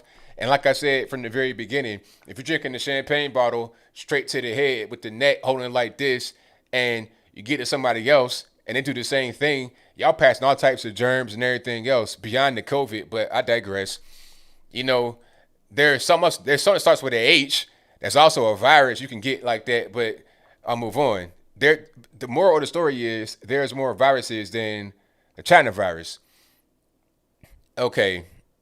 Um, Lopono says, "What do you mean by 3.5 to 5.5 in the Supreme Court?" Context: I was saying that since we have Amy Coney Barrett, we have 6-3 in the Supreme Court, or maybe 5.5 to 3.5. Because when I say 6-3, I'm talking about conservatives in the court. But the Chief Justice, um, he does not really count for a full one. He counts for about a half because he often votes the other way. So I say 5.5 to 3.5. You know, he counts as a half because he's kind of like fence rider. He's not really a conservative all the way. He's kind of like he'll block stuff when he wants to. All right. Thank you to David White, who says ballot should be like money, special paper numbered for traceability. All unused ballots returned to state. I feel like I lost my best friend. Pray all. Thank you to Sylvia Wong for the donation. Thank you to Eden Serrano, who says love you ABL and subscribe and subscribe. For those who don't know, ABL and Black Conservative Patriot on YouTube are my main way of learning about unbiased news. Thank you for that. Alchemist 13 says ABL, Officer Tatum, the Anchorman, and Tim Pool podcast are the new credible media sources. Anchorman, that's interesting, but thank you for your donation. Thank you to Frank G, who says, I'm in Georgia. We need to mobilize for the runoff vote here so Republicans can keep control of the Senate. Yeah, for sure. Definitely go out there for that. Thank you to DVD, who says, don't let go of hope, people. Al Gore was president-elect for 30 days before the SCOTUS ruled Bush as president. Love you all, ABL. You are effing awesome. Thank you. Jeff Cox says, hey, ABL, if Trump loses and Biden becomes president, what will your channel be like for the next 4 years? I'm going to keep doing the same thing I've been doing. Talking about the news and talking about conservative policies. The same thing I was doing before Trump got elected. Because I've been here since 2015 before Trump even announced. Thank you to Theophrastus Returns, who says, thanks for all you do. Thank you for what you do. Imperfect Lioness says, God's not done with this election at all. ABL, he's got this. But we need to pray for the truth to be revealed. This is of utmost importance. Let's get a little email up for our president.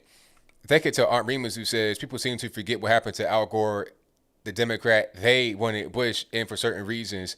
It's not D versus R. It's us versus them. Trump is one of us. There you go. The Donald 2.0 says it is being reported that Fred Trump voted for Biden. I love your videos, ABL. Trump 2020. Thank you. Fred Trump. Oh, too soon for Fred Trump. Too soon. Thank you to Loki Sama, who says, told you, ABL, Jesus for Biden 2020. Actually, like some of your content, brother. I couldn't vote for Trump for a second term. Joe is our president, like it or not. Well, we'll see. We'll see how that works. Let me see. Steven says, what are your thoughts on AOC's and those like Robert Reich's comments about making lists of Trump supporters to punish? Robert Reich, interesting name. Like the Fourth Reich, huh? That ain't nothing but Nazi Germany. Because they had the same thing. They had lists of people that they wanted to punish. And they wanted to, they got watch lists, all this. That's what they did, Nazi Germany. The more that people like AOC want to point the finger at us and say Nazi, Nazi, Nazi, the more they themselves reveal themselves as Nazis. They say that Nazi Germany was a far right ideology. No, it wasn't. That was a far left thing. Okay. Conservatives want small government. We don't want to be expansionists and nothing like that. You want to have borders and not have invaders.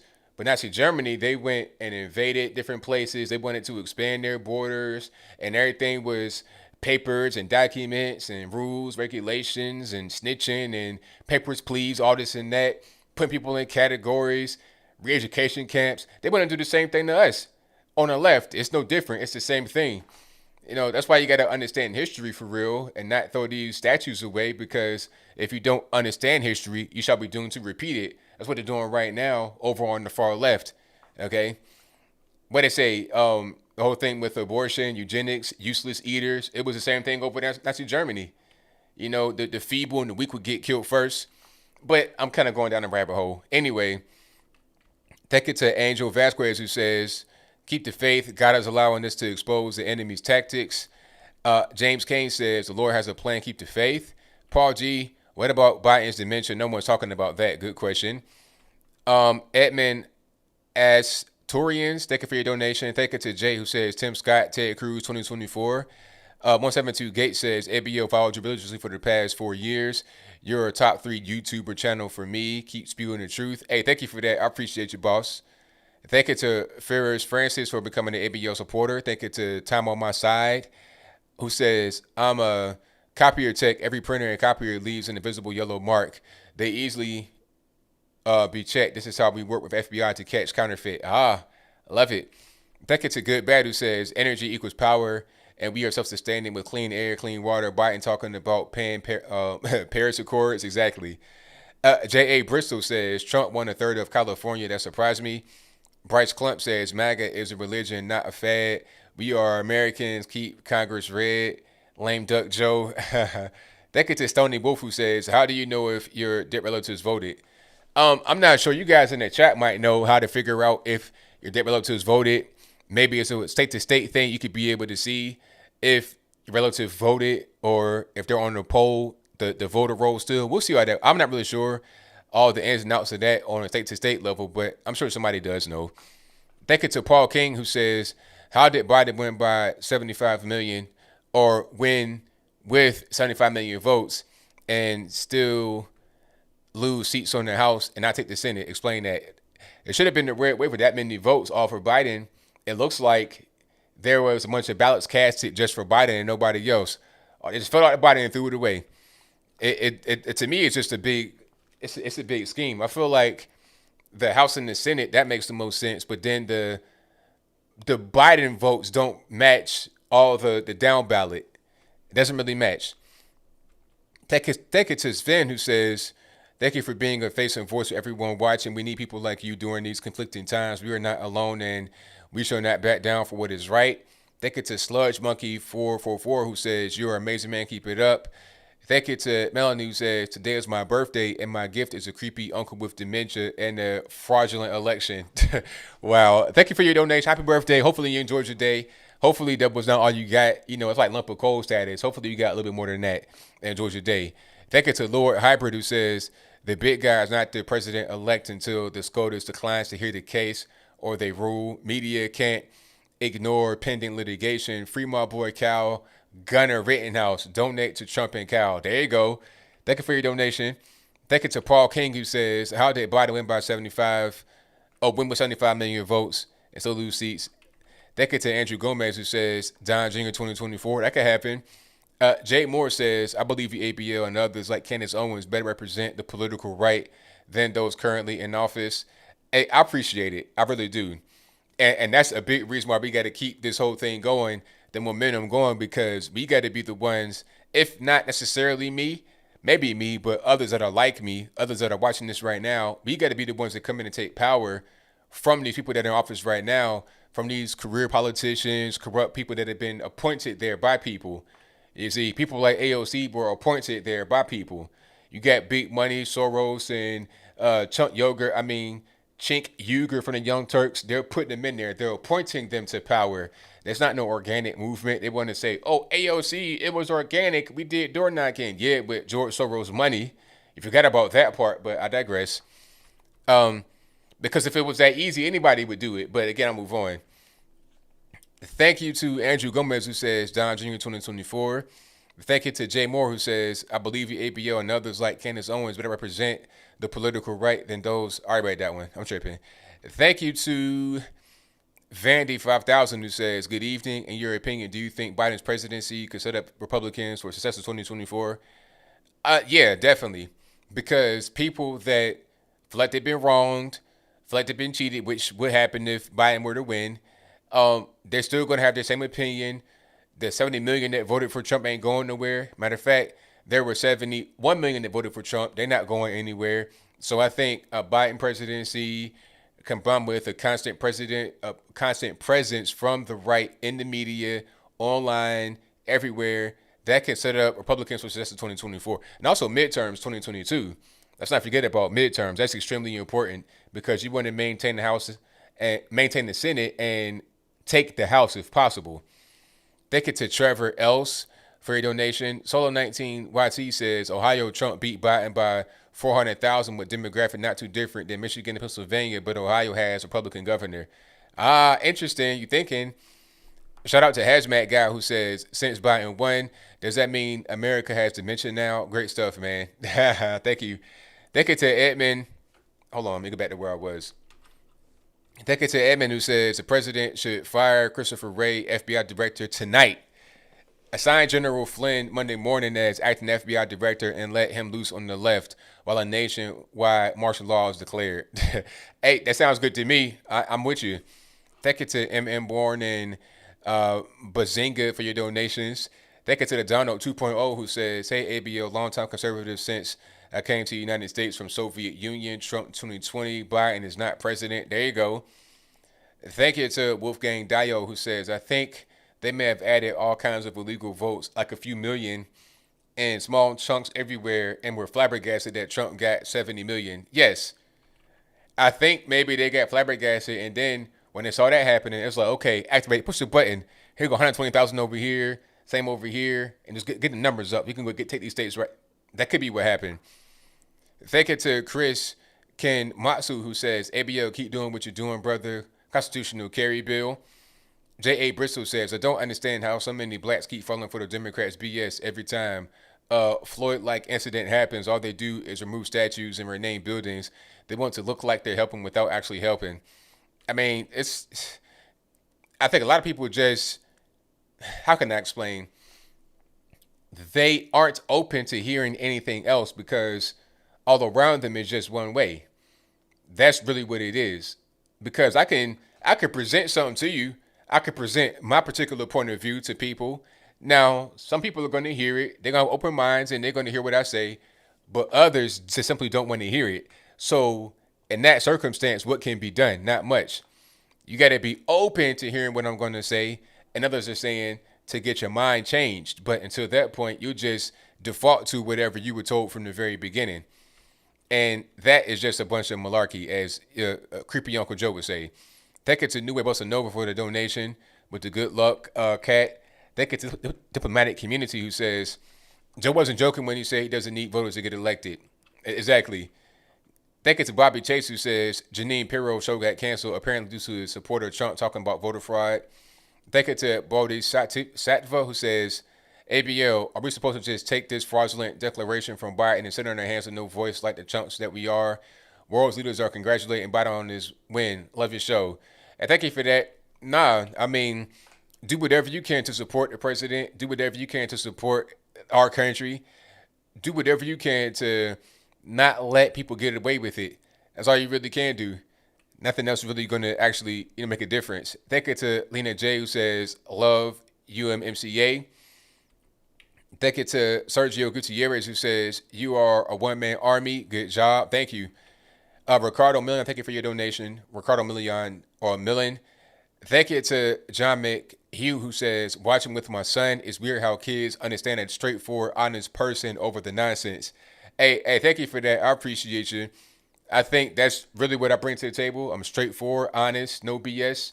Same thing with Trump, straightforward, honest. That's why a lot of people like him. The ARC says people still think COVID was brought here an accident. It was all part of the narrative. China getting tired of the embargoes. It could have been a bioweapon for sure.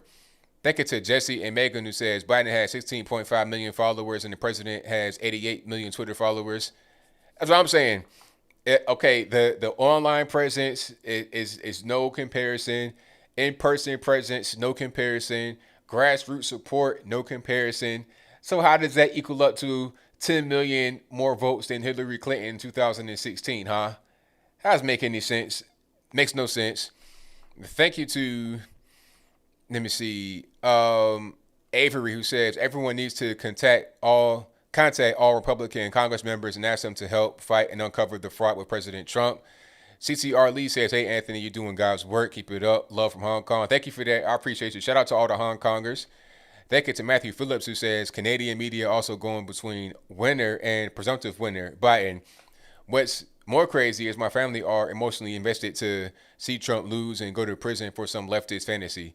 It's like, go to prison for what? What's the charge? If you ask people, what's your beef with Trump? Why you went on to go to the penitentiary? They'll come up real light with actual responses. So just a bunch of screeching, really. That'd be the main thing. Thank you to Florida 32 ounce who says, ABL, thanks for all you do, man. Hey, no problem. Thank you for your support. That gets to Megan Sprinkle who says, remember when Biden said he didn't need votes to win, but he needed the votes after he won? The fix was in long ago. They planned this long ago. And he also said we had the most extensive voter fraud scheme in history or something like that. Oh, it was a slip, ABO. He didn't mean it. Was it a slip or no? I can't really tell now. Thank you to JWN0815 who says, what are the odds do you think that we see something to what happened with Gore and we get to keep Trump? The odds, I don't know. It could be high, it could be low. I have no idea. Thank you to Charlene Jutras who says voters on the left did not come out for Biden. They came out because they hate Trump. The mainstream media is responsible for this raging hatred. Orange man bad. Trump Pence 2020. There you go. Not only the mainstream media, but also big tech. They had a big part to play in the whole situation. Thank you to Joe B who says, keep it up, ABL. You have a major fan in Richmond, Virginia. Shout out to Richmond, Henrico County, Spotsylvania, all that good stuff out there. Shout out to Meg who says, if your vote has changed and you're receiving ballots from other states, please go to Eric Trump Instagram. He has a post on how to make a report. Thank you to Daniel Orr who says, people said it was a waste to vote for Joe Jorgensen, but it turned out her votes covered the spread in several key states. I think it was a mistake to ignore her and not allow her to debate. I don't understand what you mean. Like, I don't get it. So should she have been able to get more votes? I don't really understand. Thank you to America Floats who says, Donald Trump tweeted that he won. I take this 100% record on tweet accuracy seriously.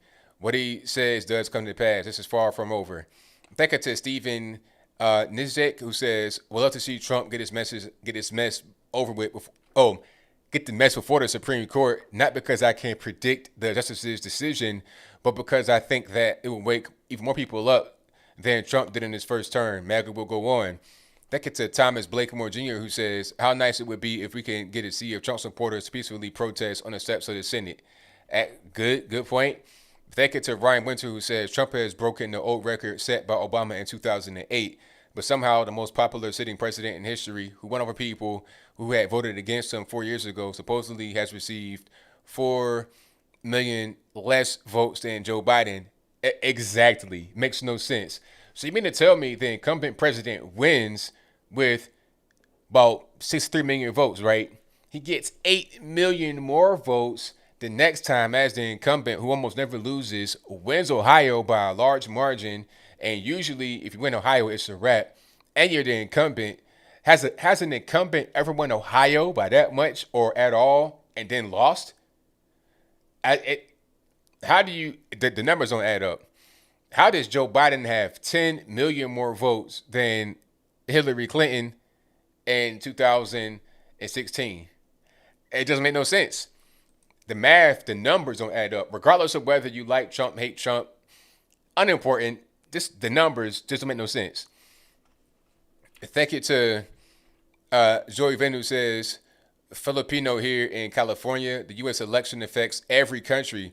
God's prophecy will prevail. Let the U.S. be covered with the blood of Jesus. Red 20. Thank you for that. Divine Feminine Queen says, I love this caller. Repolo 5 says, 100. Thank you to King on my throne who says, man, you on point. Hey, I try to do my best, boss. Superman, if he wasn't scared of green rocks, hilarious name, says, there are too many people and there are too few smart people. I'm so tired. I feel like nobody is going to do anything. What do we do?